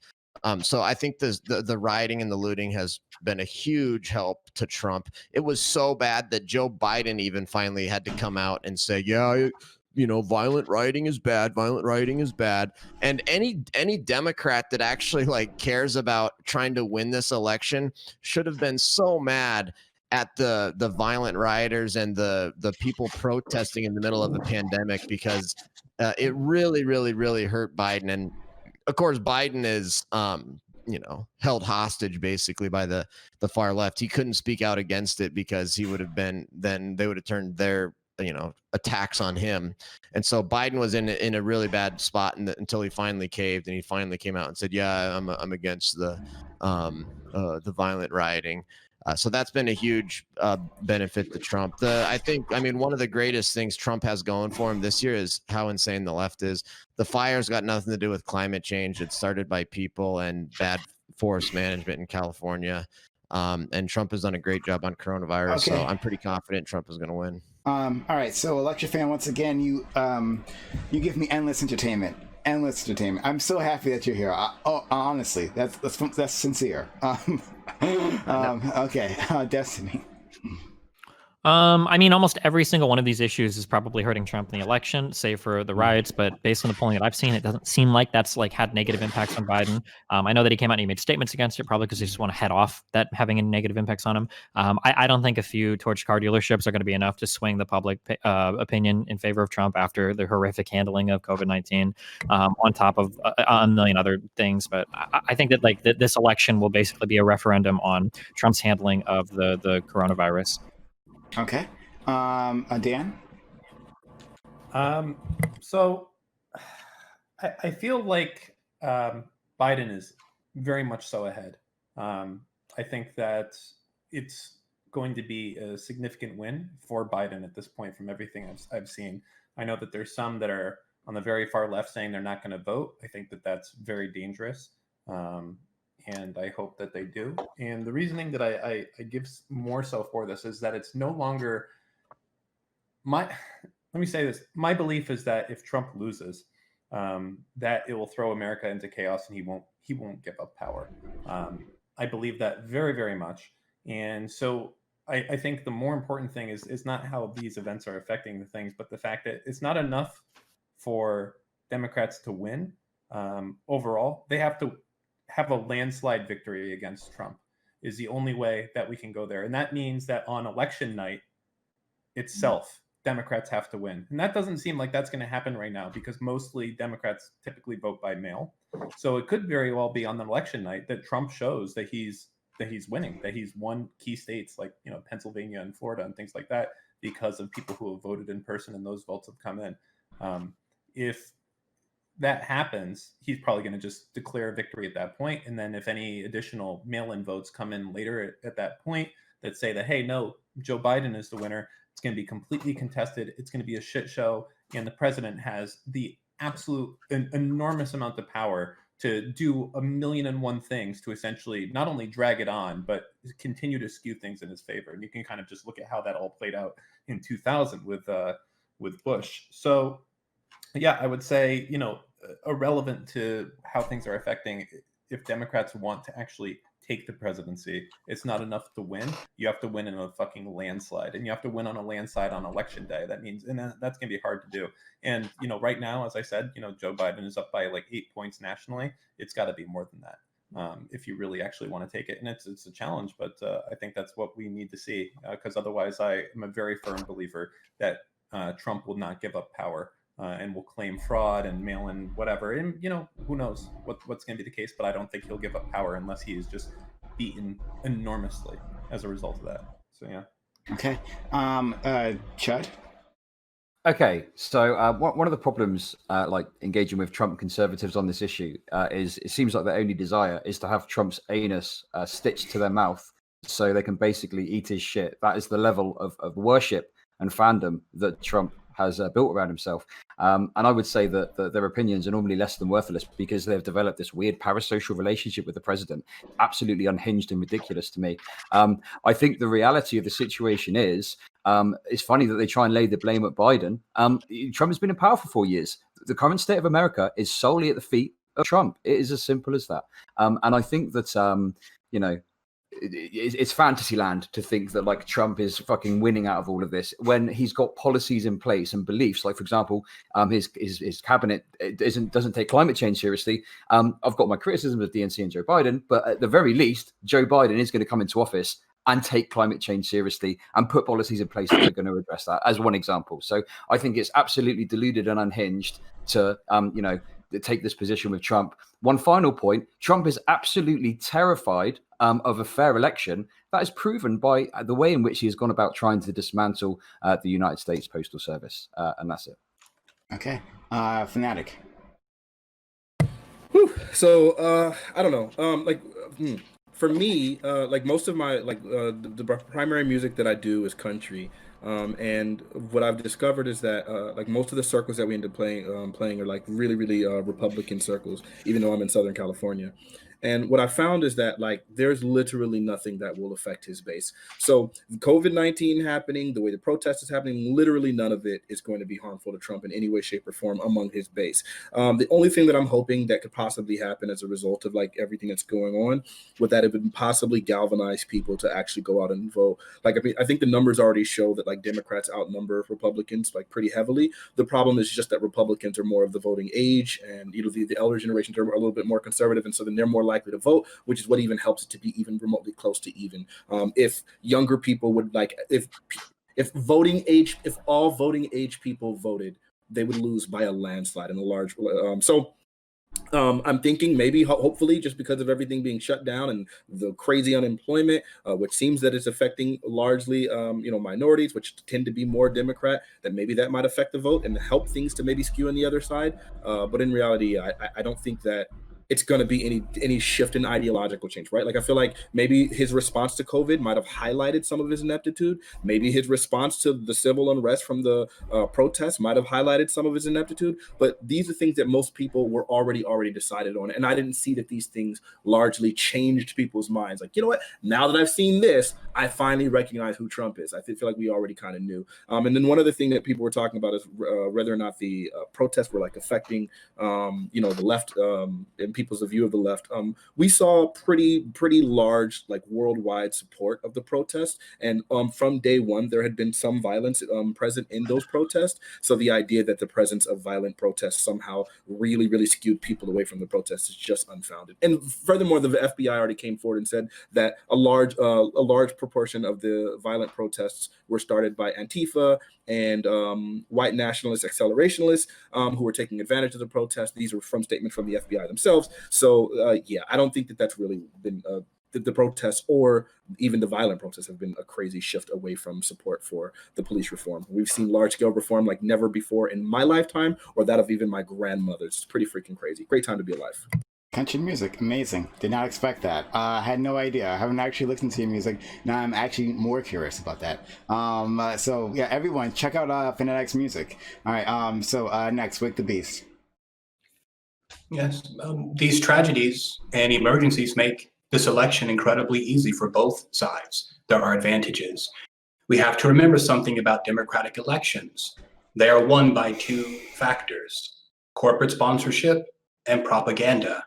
If you want to be the winner of a democratic election, simply be on the television more often than your competitor, and you will get the votes. So what does this mean? It means that if you ask a Trump supporter or a Joe Biden supporter, they will tell you that they know who these men are.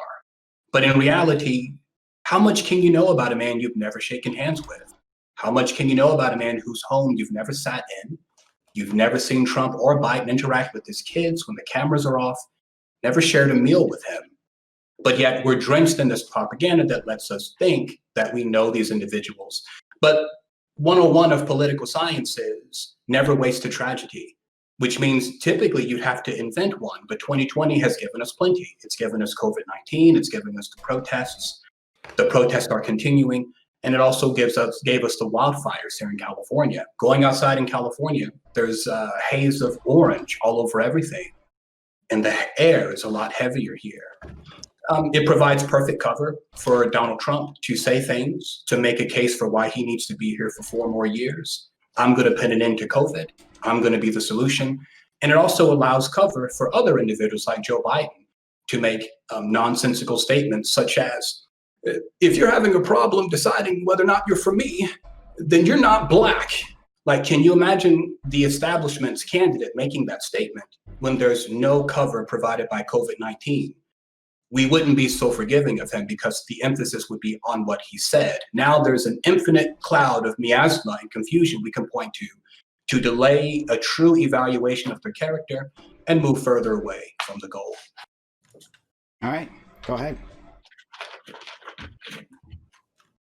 Well, I find it funny that Dan thinks Biden is winning, even though Biden's 6 points lower than where Hillary Clinton was at the same point. And then Chud Logic claiming that stuff that's going on in Democrat cities, done by Democrats, in cities that have been run by Democrats, in states run by Democrats, and Democrat perpetrators is somehow Trump's fault is also pretty rich. It's funny because if we go back to like the Rodney King beating and we go back to the murder of Latasha Harling, we actually had the same exact attorney general them. It was also William Barr. Most people don't know this. And when we talk about the amount of power like the Trump administration could actually have when it comes to police reform, I mean, what actual movements has he been pushing his party when it comes to, you know, the Republican Party generally, or to do on the federal level? I haven't seen much from him on that Policing front, is a really. local issue. Policing is a local issue. Policing is local, but it also the federal government has immense influence. I mean, why do we have an attorney general if not partially for issues like this? Federal law enforcement. Policing is local. Okay, and what about federal law enforcement? Has he made about huge claims on how we should reform federal law enforcement too? I mean, even though he does have impact on the local level, federal law enforcement, and again, Yeah, he's even if done a it is a great job on even federal even enforcement. if it is a local issue, do you not also acknowledge the fact that he's the president of the United States with a huge ass platform to get up there and say, "Hey, Republicans in my party, here's some amazing reforms you should do in your local thing." He has a huge platform. Why isn't he doing this? Why isn't he being that voice for the powerless? He is. He's called for increasing funding to police To do what? to give the hire so they can hire more police officers and do Well, more how would policing. hiring more cops solve the issue? Well, it really wouldn't. You need to get rid of the local politicians, and Trump has been also pretty strong about calling out the Democrat local politicians, which would be the number one way to solve it. There's nothing wrong with what the Republicans are doing surrounding police reform. It's just the Democrats. So Well, there's nothing he could say to his own party. all of the failures in policing have happened with Democrats in control. Well, last time I checked, William Barr at the same time during the Rodney case. It's funny that it's almost comical the fact that William Barr was the same attorney general during the Rodney King shootings, and he had the same exact reaction then to do absolutely fucking nothing as he's doing now. It's almost like it suits him to do absolutely nothing because he's fine with the state of affairs. He's fine with how policing is conducted in this country. And the only response I'm hearing right now is just give the cops more police on the streets. How does that solve the issue? Well, no, there've been calls for more funding and stuff like that, but really, I mean, the idea that our policing is this horribly broken system in the United States is actually wrong. If leftists actually cared about good policing, they'd be focused on what's going on around the world, and they'd be holding up the United States as a shining example of what good, fair, and just policing looks like. So the thing is, this is really weird because I actually I don't know if anybody's been following what's happening in Belarus right now with Alexander Lukashenko and in blackbagging people off the street. But many of the same rhetoric used by Alexander Lukashenko for years is the exact same rhetoric I'm seeing from the current president of the United States. Alexander Lukashenko would basically use examples of either a few protesters, and some people would say that the government actually sent people into the protests to smash the windows. Those are allegations. That's unproved. But there would be a busting up of a window or something along that sort. And then he would use the opportunity to say, look at the opposition. They're terrorists. They're going to terrorize us on their streets. And this is also tied. That word in Belarus is extremely dangerous due to the fact of a certain bombing that happened in a metro that is connected directly to that. We could maybe point to 9/11 on why the word terrorist has a lot of weight. And him targeting protesters in that manner is the exact same dialogue I'm starting to see with Donald Trump. Antifa, terrorist, Black Lives Matter, terrorist, Marxist terrorist organization. The same type of rhetoric being used to demonize them. I mean, it's almost like, the Republican Party is becoming the party of big government, where we can use these demonizing language to just completely make it so it'd be socially acceptable to use whatever amount of force possible against protesters, possibly even black bagging them off the street like Lukashenko is doing right now on the streets of Belarus. So what do you call somebody that is engaging in violence to achieve political ends? We have a word for it. It's called rioter. The people who take bricks and throw it through a window, we use this word for decades, rioter. The word terrorist is completely different. It has been used for decades differently in American discourse. We think of the people flying planes into the tower and killing 3 million people. We think of ISIS, this group that slaved Yazidi girls, right? And slaughtered thousands, ethnic cleansing that this organization did. Al-Qaeda, and just think that's at all comparable to the Black Lives Matter. It's nothing but the purposeful demonizing of another political side so they can have more authority down the line to be more violent or more aggressive towards them, like black bagging them as an example. I don't know. I think they've done a pretty good job of demonizing themselves, to be honest with you. You don't think calling your political opposition terrorist? I mean, I don't know. Globally, that doesn't seem to be the case. Globally, it doesn't seem to be the case, right? Because we saw like large-scale riots, some of the largest we've ever experienced in our entire lifetime, immediately after the protest, even in spite of the violent protests. So it sounds to me like we've obviously seen larger police reform than has ever happened in my lifetime, your lifetime, your mother's lifetime. So for generations, some of the largest-scale police reform has happened as a result of this. To say that these two are not related is ridiculous. So obviously it sounds like things haven't been painted so so direly as you're talking about, except for to the base who might be, I'm not going to, whatever. So except for to the base that already were in disagreement with these people, but some of these people, literally nothing can change them. So yeah, I don't think there's any data to support what you're talking about. And also, pretty one awesome last thing. Trump- One last thing. Hold on, one last thing. And you also mentioned something about like how like policing is done at a local level. Sure, and that's absolutely true. However, there are plenty of ways that the federal government has in the past and can continue to incentivize better reaction from police officers. We can get rid of qualified immunity, which was something that was proposed by the House. There's also they can change the way some of their fundings. I think at one point they suggested that they would only allow funding if they had what was it called? The pattern of practice investigations, that the Department of Justice had to be allowed to perform pattern of practice investigations in order for them to maintain their funding. There are several ways that the federal government can influence state and local policing. So because they still receive plenty of funding from the police officers. So yeah, there's plenty of influence to be had from the federal level. It's not so distinct. Okay. I want Pixie one to jump in before then Wick the Beast. Yeah, I just wanted to say about like the whole example of the United States being a shining beacon on police. I definitely don't agree with that. If anything, like the police in the United States are not really properly trained in many states. They're not taught de-escalation tactics. A lot of them have even come out and said, yeah, like we're actually taught to escalate, not de-escalate. So I don't know where that comes from. I think when it comes to the justice system, what is it? I believe the United States holds like 25% of the world's prisoners.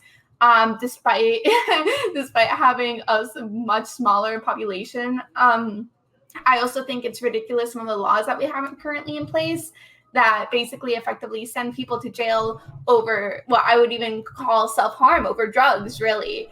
Or even if it's not some harmful, let's say like self-medicating, let's say marijuana, I still think it's ridiculous that people are thrown to jail for years upon years over something like that. So yeah, I think also to add on to all of this, the United States doesn't have a rehabilitation system. We have a punishment system, which effectively induces like high rates of recidivism, and it doesn't really effectively accomplish anything. So I think the United States has a lot to work on when it comes to its police force and its justice system, and it should not be held as a beacon across the world of what to do. What's the beast? Well, if those are your concerns, you got to be giving a lot of credit to the Trump administration for both the criminal justice reform and the First Step Act, both things which done more than any president to address some of those issues you just talked about. I mean, there are, what is it? You're referring to what I think you're referring to, because I remember like him signing a law a while ago talking about like reducing sentences. Yeah, like I agree with that. However, I think we have to take it a step further. Like I think that we're currently not doing nearly enough to change how things are going. So yeah. Wick the Beast, and then Chud Thank wants you. to say something. I'd like to point out that both your Democratic and Republican parties have been made hollow by the big tent paradox. What is the purpose or the manifest function of a political party? It's to get their candidates elected. And how do political parties do that? By choosing key topics and issues and stances to appeal to a particular base. But it makes you wonder, if a political party needs votes, how do they expand their membership while holding true to those core ideas that were so central to their identity? The answer is they can't. So the larger your political party grows, the more watered down the message gets, because they're moving further and further away from their identity for the sake of appealing to a larger audience. It's to the point now that the only difference between your Democratic and Republican parties is the fact that they represent opposing networks of wealthy individuals and corporate interests. This is not 1776. Men do not fight on the battlefield for ideas and ideology. Politicians aren't fighting for that either. What they're fighting for is the perpetuation of a system or the introduction of such where they have an infinite advantage over you, both they and their friends. Just real quick, the idea that like the parties only represent corporate interests is just not true. It's just not borne out anywhere. The idea that like there's plenty of issues that these parties fight over, like things like abortion, that corporate interest just has absolutely no interest in. And when you do polling amongst like highly wealthy individuals, and you look at things like, are you in favor of progressive taxation? Like overwhelmingly, like the most wealthy individuals tend to support these types of policies. The idea that parties become watered down also because of all the people involved in them, that's a positive thing. You don't want all the parties to be extremist. Like we have to at the end of the day, we have one functioning government, and the only way that it's supposed to function is by coming to compromises at the end. If anything, I would argue the fact that the parties today are so polarized is actually a detriment, and it hampers their ability to get anything at all done in government. I'm going to respectfully disagree with that. And as an example, just take a look at Joe Biden and Donald Trump. They are put in front of us as opposites, but are they really that different? Yes. Donald Trump is married to a woman of his race. He had his children inside of his marriage. He lives in a very wealthy neighborhood. He's incredibly rich. He wants more money for his friends and his family and himself. Joe Biden, another individual, married to a member of his own race, a heterosexual relationship, wealthy, had his children in marriage. Fundamentally, they are the same. What? Their That's administration, absurd. first of all, whether or not Wait. there are some similarities in their personal life has no bearing on whether or not their administrations or the Wait. policy points that they're going to push are going to be similar. They might both be heterosexual and marry people of the same race, but which I'm not even sure if that's true for Trump and his Eastern European wife or whatever. But like the idea that like their policies are going to be the same as a result of that is just not true. So let me ask you this way. LCTRfan just got married. Congratulations, by the way. If I got married in a few years, right? And I also had like a white picket fence house. I had a dog named Fido, and all these things were similar, right? The only difference I would not be dating someone of a similar race, but let's change that. Let's say it was a white woman, but then now that I'm with a black woman, does that make me not part of the corporate elite? Like what? Like those all seems like personal attributes that have nothing to do with like the financial backing of who they are or the fundamentals of who they are as a person. Yeah, that just seems completely separate. Like me and LCTRfan are still on completely opposite sides of the political spectrum. What you feel to be Donald Trump and Joe Biden to be as people is an illusion. You don't know them. Yeah. No, but we know their policies. We know their policies, what their administration's point. I don't care about the individual. I care about what their administration is going to do. I'm not trying to have beers with a guy. I'm hoping he leads the country well or effectively. Listen, I get frustrated with when lefties equivocate Biden and Trump because they're not the same. Okay, Biden is better than Trump. It's simple as that. Okay, but you're doing this absolutely unhinged and absurd equivocation because they're both heterosexual. They're somehow the same. Like you realize this is a totally absurd point, right? Can you accept how ridiculous the point you're making is? All you're giving me is emotional ejaculate. You're just saying how ridiculous you think it is. That's all Chud ever does. That's it. Do you think that every heterosexual is the same that's married to another heterosexual of the same race? No. What I'm saying is that if these two individuals were fundamentally that different, it would manifest in how they live their lives. So you're saying that people that are wealthy, married to members of the same race, and are heterosexual are all fundamentally similar enough that their administrations would be essentially the same? No, sir. What I'm saying is very specific. I'm saying that Joe Biden and Donald Trump are very similar when it comes to the ideas that I just put forward. The fact that they live their lives so similarly. You could say that they live their lives so similarly. They could really live in the same neighborhoods with really no issue whatsoever. You know what? They probably do. I do have a lot of similarities with Hitler when I think about it, actually. Wait, no. I was gonna say, like, listen, you can't be that reductive. If you're gonna like boil it down to things that like apply to like literally 50% of Americans, not literally, but like how many people are married or heterosexually married and have wives of the same ethnicity as them? Like, this is ridiculous. Like, that can't be the fundamentals of a person, especially when you're trying to evaluate like their efficacy as a politician. Like, these things can't be further removed. Like, you can't say, oh well, because Beto O'Rourke is a homosexual, all of a sudden everything he does, like, that doesn't make any sense. Like, hypothetically, right? Like, I'm just saying, like, when you're saying fundamentally, are you saying that your sexuality and your ethnicity are like what establish you as a fundamental person? Is that what you're saying? Absolutely not. I was using the sexuality and their family lives as an example of how similar they are. But we can use other examples too. Listen. Wait. Listen. Just to be clear, wait the beast. I'm not trying to intellectually ejaculate all over you, okay? I'm not trying to shoot thick ropes of my intellect into your face, just to be clear, okay? But you've got to accept that the argument you're making for that is totally fucking false, okay? Like, there's nothing there. You're saying words, but it's meaningless. It contributes nothing to the conversation, okay? And this is what you've done all evening. You step in, you're the one fucking self-sucking, you're the one shooting thick ropes of intellect into your own mouth here, my dude, okay? Because you're sat here making flowery statements that say fucking nothing, and it's infuriating. So I'm sorry if I'm getting emotional. Maybe say something that's actually meaningful. Judd, do you know what an argument is? An argument is a series of statements, one of which is a conclusion supported by the others, which are the premise. You're just giving me your emotional take. Yeah, sit the fuck down, Chud. Okay, my dude. Listen, clearly you're the one with the fucking mega brain. You got the best five head takes. I submit to your intellect, okay? Maybe one day I can be as emotionally intelligent as you, and I can stop trying to shoot my thick ropes of intellectual ejaculate all over the place. Well, like, I'm curious. So, like, fundamentally, do you think that Biden and Trump have the same opinion and approach to climate change? No, because they were. Oh, go ahead. Go ahead. Please continue. Do you think they have the same opinion and approach to like foreign policy?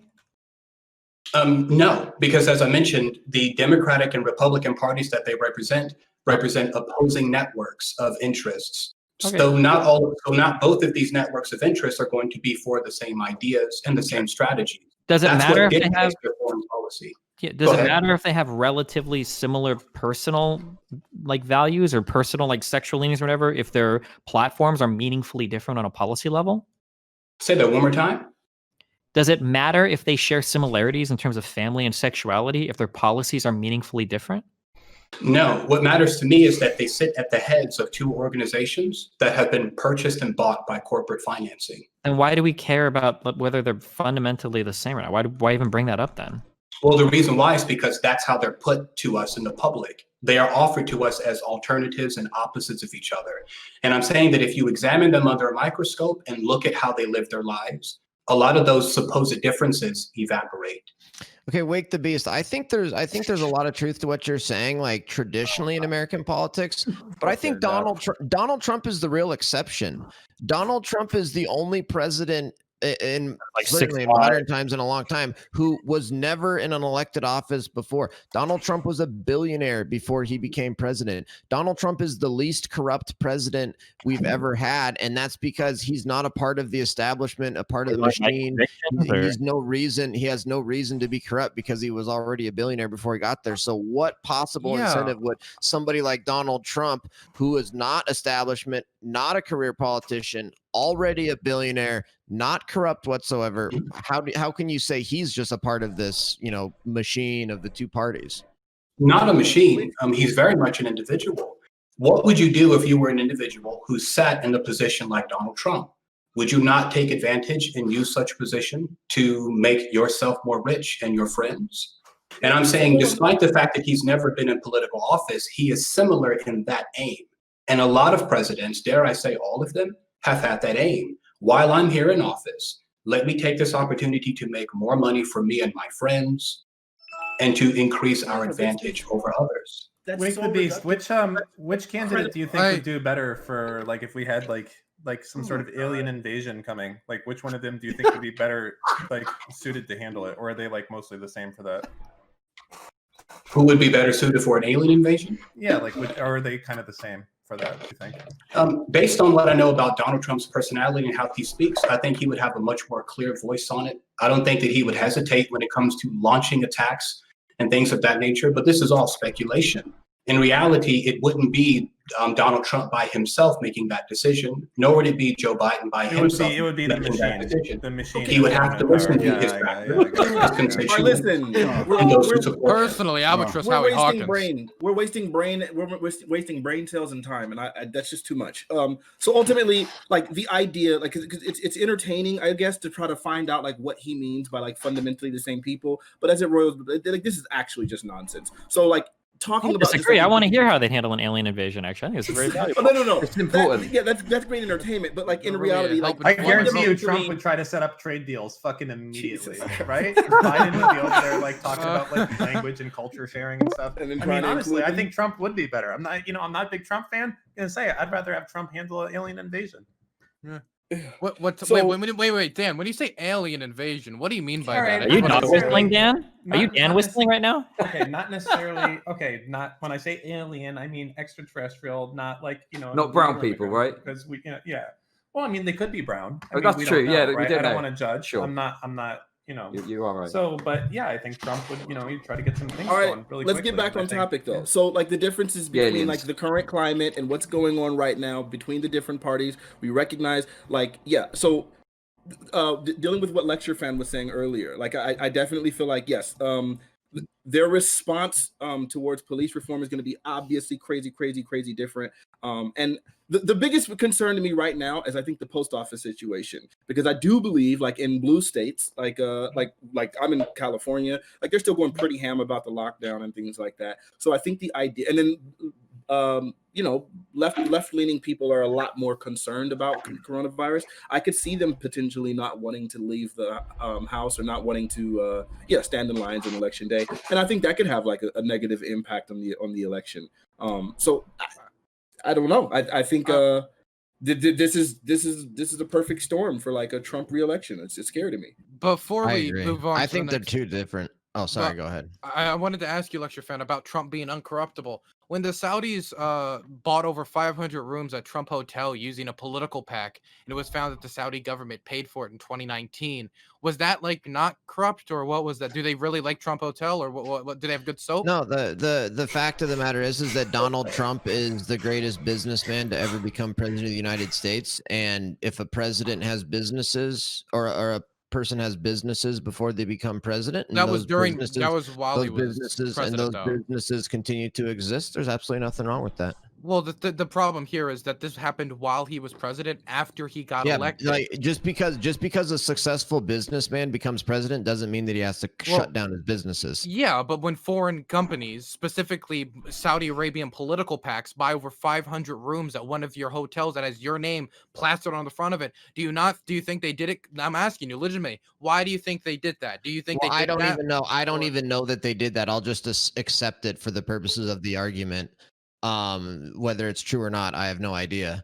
It's because of his Mexican maybe balls. They did it. Maybe they did it to try to influence Trump, but you have no proof that it actually did influence Trump. Well, and in fact, Trump has demonstrated all of his actions taken have been in the best interest of the American people. It's called America First. Was it in the best interest of the was it in the best interest of the American people when it comes to the Saudi relationship, when he said, I saved his ass, when in reference to the Saudis and protecting them after the murder of Jamal Khashoggi and vetoing legislation that would have ended our subsidization of the Saudi war in Yemen? Was that protecting America's interests or Saudi interests?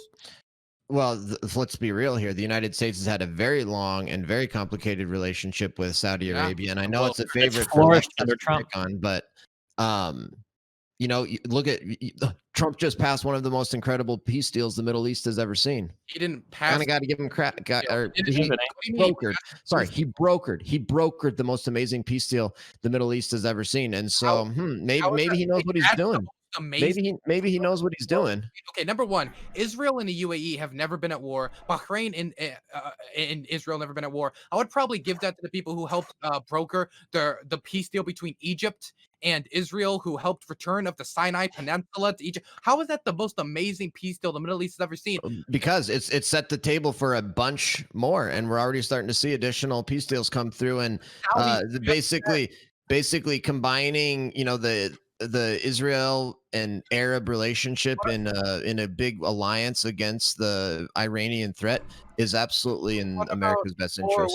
What about another piece though? What about the return of Jordanian land to Jordan after with the recognition of the Israeli state? What about that? There's so many other pieces. That one is so bad for America's interests are so hurt by the return of Jordanian land. That wasn't Trump. That was a different president. My point was that wasn't the most amazing peace deal. You're right. That is a great peace deal, but that didn't happen under Trump. So like paint this as like the greatest peace deal ever. It is good that it happened, in my opinion, even though it's probably not great for the Palestinians. It's good overall for our security interests. But number one, I would say that he kind of stumbled into it, right place, right time, but we'll disagree on that. I know you're not going to agree with me on that one, but I would also say saying it's the best peace deal ever. Why is everything when Trump does always the best? Why can't it just be that was good? Like when he did a weapons deal with Taiwan, it was good. I don't need to say it's the best deal ever. Why? His Taco Bells are the best. His Taco Bowls at his Trump Tower, they're the best. Yeah, that's why Saudi firm bought over Saudi pack over 500 rooms, because he has such great soap and amazing. I like how I think at that point is actually really funny. Like when you look at the U.S. Mexico Canada agreement that Trump says like the best trade deal of all time, it's like NAFTA plus. It's literally just like it takes everything that NAFTA did and just like extends it like a little bit. Well, then we'll need to have the actual important geopolitical strategic like arrangement like the TPP that was actually extremely important for help countering Chinese influence. I think the big problem. I think Trump hasn't done enough to counter Chinese influence. The big problem here. Joe Biden. Okay, Chud Logic, please. Right. sorry, listen, here's the big problem, and I referenced Trump it at is the soft start. on China. Hey, listen, it's my turn to speak. Shut the fuck up, Yeah. okay? Right, here's the deal, okay? So when everyone's coming to the table with a frank assessment of like the politicians, I feel most people are here, you know, Hark Dan, Destiny, I know you're like into Biden and whatnot, but you're not like simping for him, right? You're not fucking got this weird parasocial relationship with him. I know for a fact that Fanatic and Dylan don't, Pixie doesn't, right? I don't know what the fuck Wake the Beast is talking about. He sounds like he's out of a fucking Deus Ex cutscene. But here's the fucking deal, okay? LCTRfan has got this weird parasocial relationship with Trump, okay? And it totally blinds you to any criticism or any reality check in regards to what Trump is doing. All you do is fucking I shield criticize Trump all the time. I criticize Trump all the time. Look at that fucking flag behind you. Why have you got a flag for a politician in your fucking house? It's absurd to me. They're a fucking politician, right? Like, Dylan has to. Right But here. what do you criticize him on, LCTRfan? I'm curious. What do you like about example of Trump? this? The biggest criticism I have of Trump is on the budget, and I criticize him extensively on that. Fair enough, but let me give you one of our best moments we ever had when we debated Soleimani strike. I talked about how I said it'd be dumb to say that saying all Kurds are the same would be a dumb thing, right? And you said you agreed that yeah, that would be dumb. And I said yeah, but that's what Trump said. And then I explained to you how Trump didn't know the difference between the Iraqi Kurds and the Syrian Kurds, between the KRG and the SDF. And you basically then tried to justify it anyway and said, well, a Kurd is a Kurd at the end of the day. And it was. I said that because it is technically correct. Dude, nobody is. Nobody's gonna like die on the hill of like distinguishing between the Kurdish relationships, and man, Trump is a bad president because he didn't distinguish between the Kurd, this Kurd versus that Kurd. I mean, man, dude, if you're Turkey, the different types of Kurds are incredibly fucking important. Or right, like, we're not Turkey though. this We're is just not fucking Turkey. chauvinism, my dude. Like, fuck me. I need to say this. The thing is, it's extremely important because he ended up months later making a decision that us backstabbing one of our most important Middle Eastern allies when it comes to the SDF. You really think that's going to matter in the election? Wait, Get real, dude. But even if it didn't, I'm talking about you simping for him right now. I'm talking about how you saw that situation, and I explained that, and you even say that it'd be dumb to say that, and then I explained that was actually Trump that said it, and then you 180 and it was no longer dumb once you found out Trump said it. No. Oh, okay. He kind of owned you there. Sorry, Dylan. Yeah, you got Kind of got owned there. If Pixie wanted to say something, give it room. I mean, I was just gonna say, like, even if it doesn't impact the election, I mean, we're talking about like why Donald Trump is a good or bad president, right? And what we can see is that we can see like a culmination of events, whether they were like good or bad actions, and go from there. So it doesn't matter. So your big criticism of Trump is he didn't distinguish between the two different types of Kurdish groups. Oh my gosh, what a horrible president! He got the Kurds wrong. No, he was using an example of you simping for Trump. Not that that's everybody here knows that foreign policy doesn't mean dick all in an election, unless we're literally at war and people are dying. Nobody really gives a fuck about what's happening in the Middle East for the common voter. But he was just proving that you're a Donald Trump simp. I think that was the point of that. Okay, so Chud, did you finish your point previously? No, it's fine. I mean, look, it's quite clear that LCTRfan has got this very weird parasocial relationship with Donald Trump, and that's fine. Okay, look, it is what it is. I just wish LCTRfan would be honest with himself and just admit that. You know, that's all. Okay. I don't deny that I'm a Trump supporter. A Trump simp porter. Be honest. Yes, got him. Okay. No, I just think it's weird to idolize politicians. Wait, here's a great example. I remember when we were, and it really felt like this was the case. Maybe it isn't. Maybe you can finally tell me on this same podcast if you support a holiday on election day or not. Because the last time we were on this show, we kept trying to get it from you, and it almost felt like you were waiting for Trump to declare whether he was for it or against it before you say it. So let me get, and this would be a great way to prove us leftists wrong.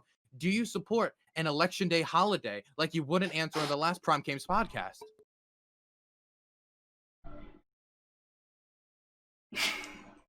Well, okay then. Hold on, he's checking Trump's Twitter as we speak. Hold on.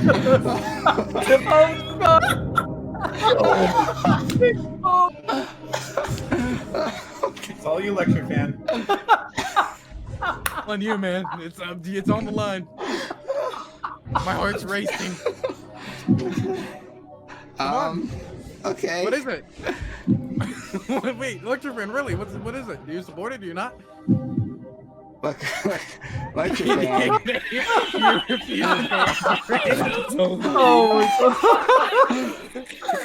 Holy shit. Guys. That's not real.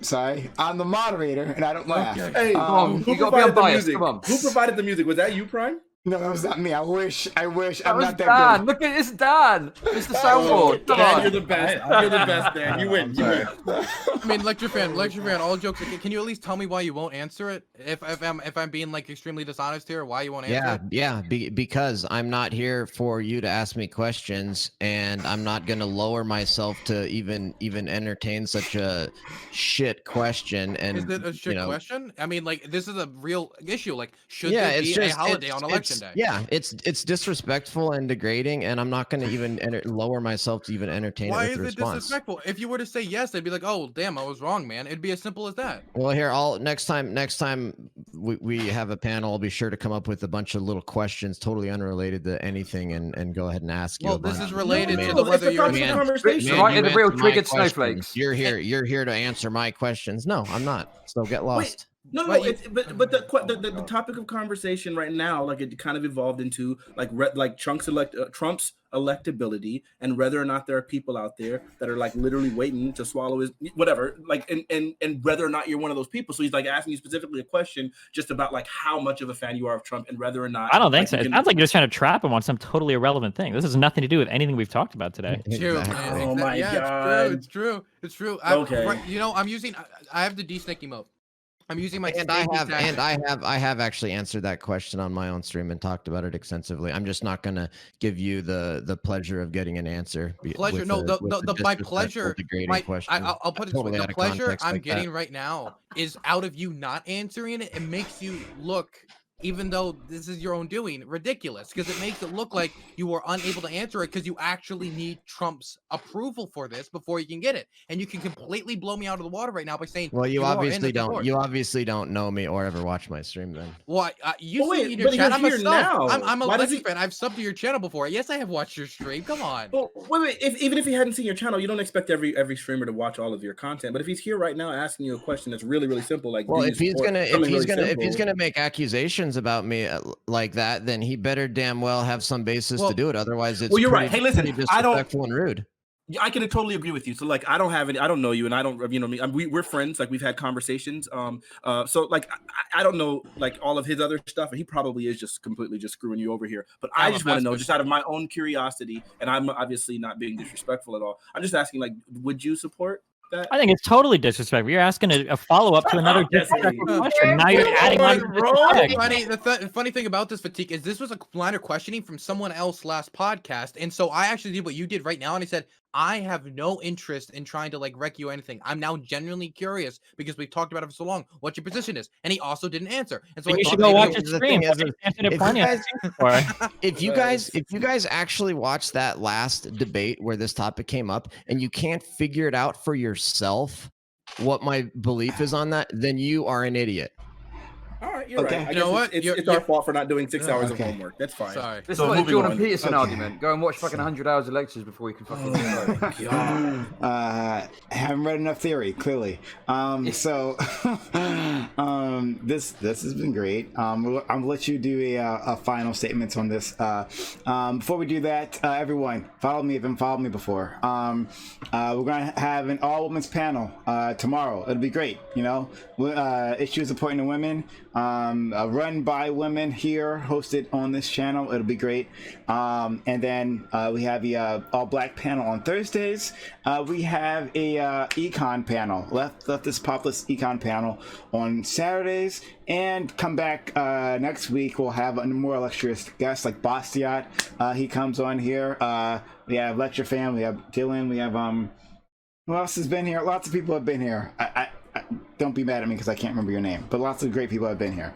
So yeah, follow me if any of that interests you. All right, I'm gonna give you all the a chance to end this out. Oh yes, also if you guys could follow my socials, so like !social in chat. I got a Twitter and I got a Discord. Join the Discord. If you are a sub, you can submit topics in the Discord. So if you want for things for us to discuss. Furthermore, Even after this is done, the discourse does not end. We are going to begin a walk-on panel right after this, okay? So don't leave. We'll have a walk-on panel right after this. Anyone here is welcome to join us. I mean, like, you know, my panel's here, but if not, that's okay. But yeah, so a walk-on panel with my audience will be coming right after this, all right? So please don't leave.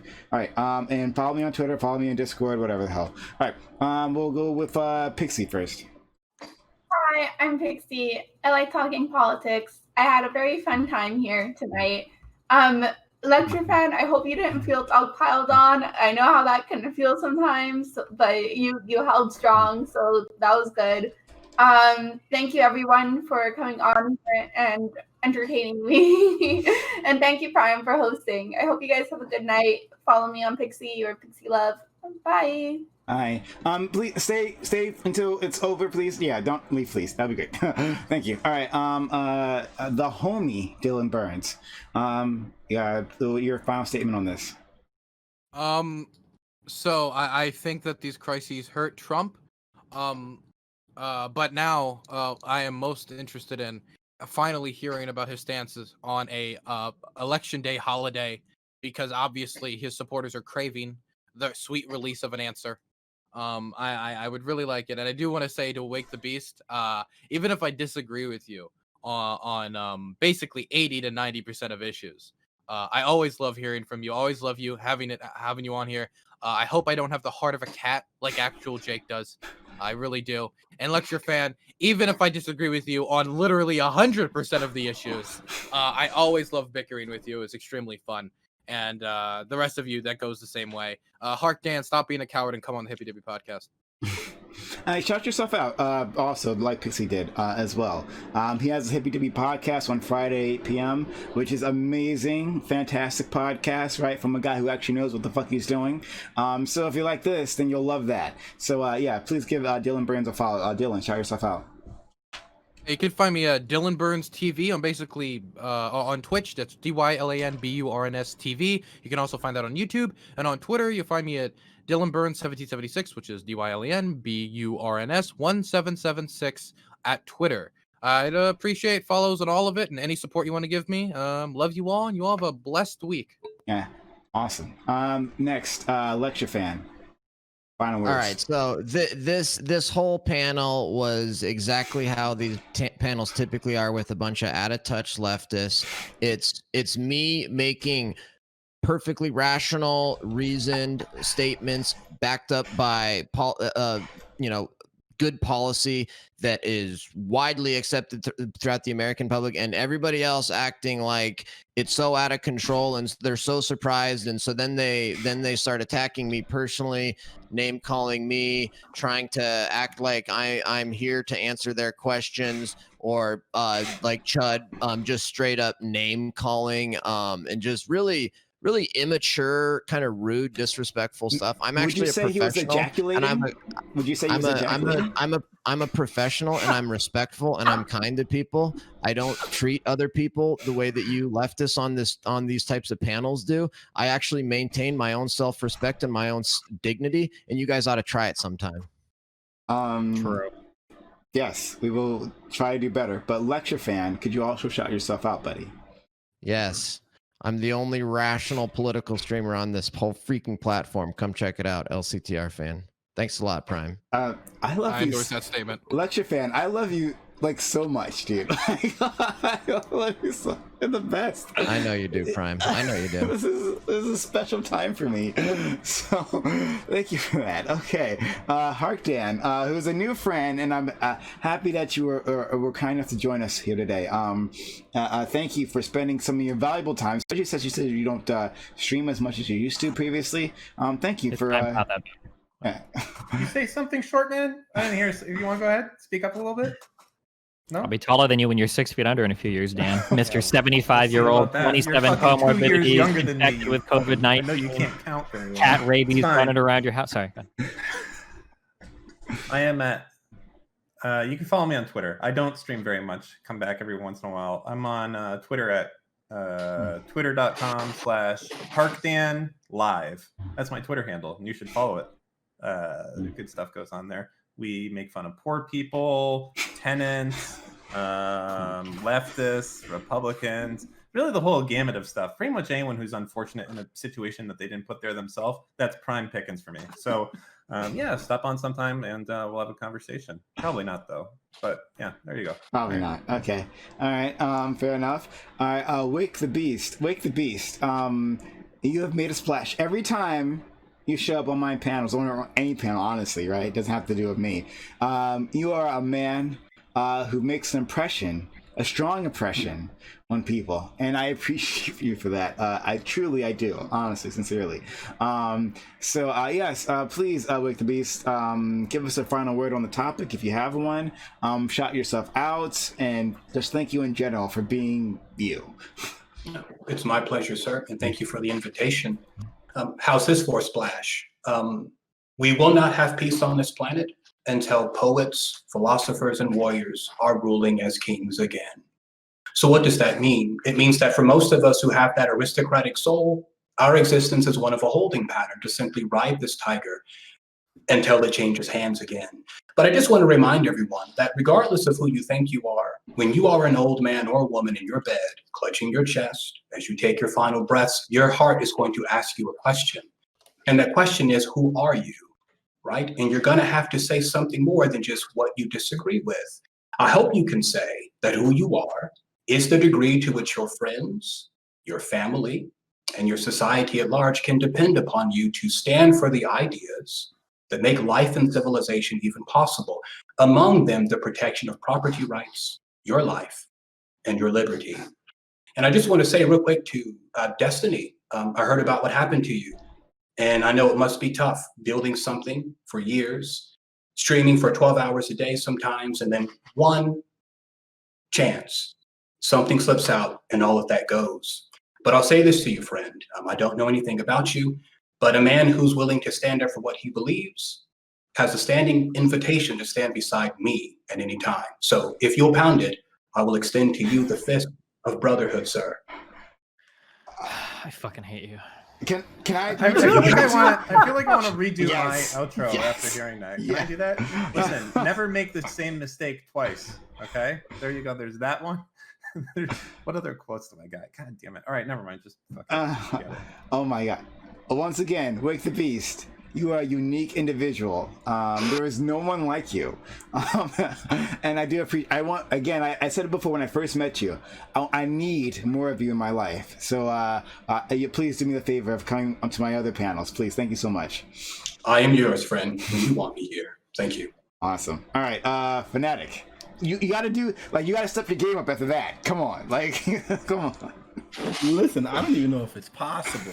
That's actually ridiculous. He's great at what he does. So I guess at the end of the day, I feel like these conversations and these podcasts, they kind of get bogged down into very much ideological perspectives and things like that. And even though we can all disagree on all of that stuff, at the end of the day, politics is going to be significantly less important than our communities, our families, who we are as people, and the people that we interact with on a regular basis. So it is incredibly important to be invested in the politics and making sure that we're voting and doing whatever we feel that's necessary to try to be the change in the world, or try to at least support a system that'll make changes for the better. But at the end of the day, your personal interactions and who you are as a person is always going to be more important than all of those things. Local elections matter, but I promise you, your education, the way you carry yourself, that those decisions will have a bigger impact on you and your progeny than any political change that could ever happen. I'm always going to support and advocate for positive changes through the system, but none of that's going to overshadow the necessity of our own decision making and our own value systems. That's what's going to be the ultimate most important thing in the world. I love streaming. I love doing music. I love doing it all. I have a new album. It's actually coming out in, I believe, 8 days now. It's 8 days from now. I'm gonna post a hyper follow that you guys can go ahead and check out. I stream as Mr. Fanatic on Twitch and Mr. Fanatic on Twitter. Destiny, I'm sorry that we kind of disagreed on this topic. Overall, I'm any person, you can go through all of my content. I watch a lot of your content, probably well over 50 hours. I've been a big fan of yours for a while. We disagree on this take, but ultimately, it's not like a personal vendetta to want to see you burn or anything like that. I genuinely do like your content and stuff. That's it. Okay. Chud Logic? Okay, so obviously Biden discourse has taken up quite a lot of time, the presidential election. I think many of us are quite sick and tired of it, to be honest, but here we are again speaking about it. It is what it is. Have I learned anything new from the panel in regards to the presidential election? Well, there is actually one thing that I'm going to take away from this, and one thing alone, and that is this. If Donald Trump ever sets up an OnlyFans, we all know that LCTRfan will be the first customer. Now, if you like what I've seen, if you like what you've seen from me today, check out my stuff. Search Chud Logic on all good social media platforms. I'll put a link to my Twitch channel in chat. You can find all of my other links from there. So come and check me out. Come and join in. I built a community of memers and creamers. We like to have fun. We like to mock idiots. It's all good fun. Come over, have a look. Okay, yes. Thank you for spreading that load all over our faces, in our minds, once again. That's why we love each other, Logic. And finally, Steven, if you could sign us out here. Yeah, thanks for having me. You'll be finding me streaming soon live at youtube.com/Destiny, I guess. Mr. Fanatic, I think I watched some of your music stuff a long time ago. I think the first thing I ever saw of you, I don't know if you remember this, but like fucking 8 years ago or some shit. I think there was an LSF clip or something of you. I think it was before LSF existed, of you improving to the Skype ringtone. Do you remember this? Absolutely, yeah. Yeah, it was a long ass time ago. Yeah, you haven't said enough to make me hate you, so don't worry, buddy. It was fun talking to all of you. Yeah, and thanks for having me on.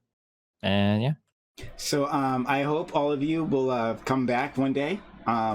This has been fantastic. Destiny, where you go, thousands of followers come and thousands of followers showed up here. So I thank you for that. That was awfully kind of you to share some of your time with me and my community. So thank you for being here, buddy. Thanks. Can we say thank you to Prime for hosting an absolutely exceptional panel and getting together a fantastic lineup? Thansk you very much, Prime.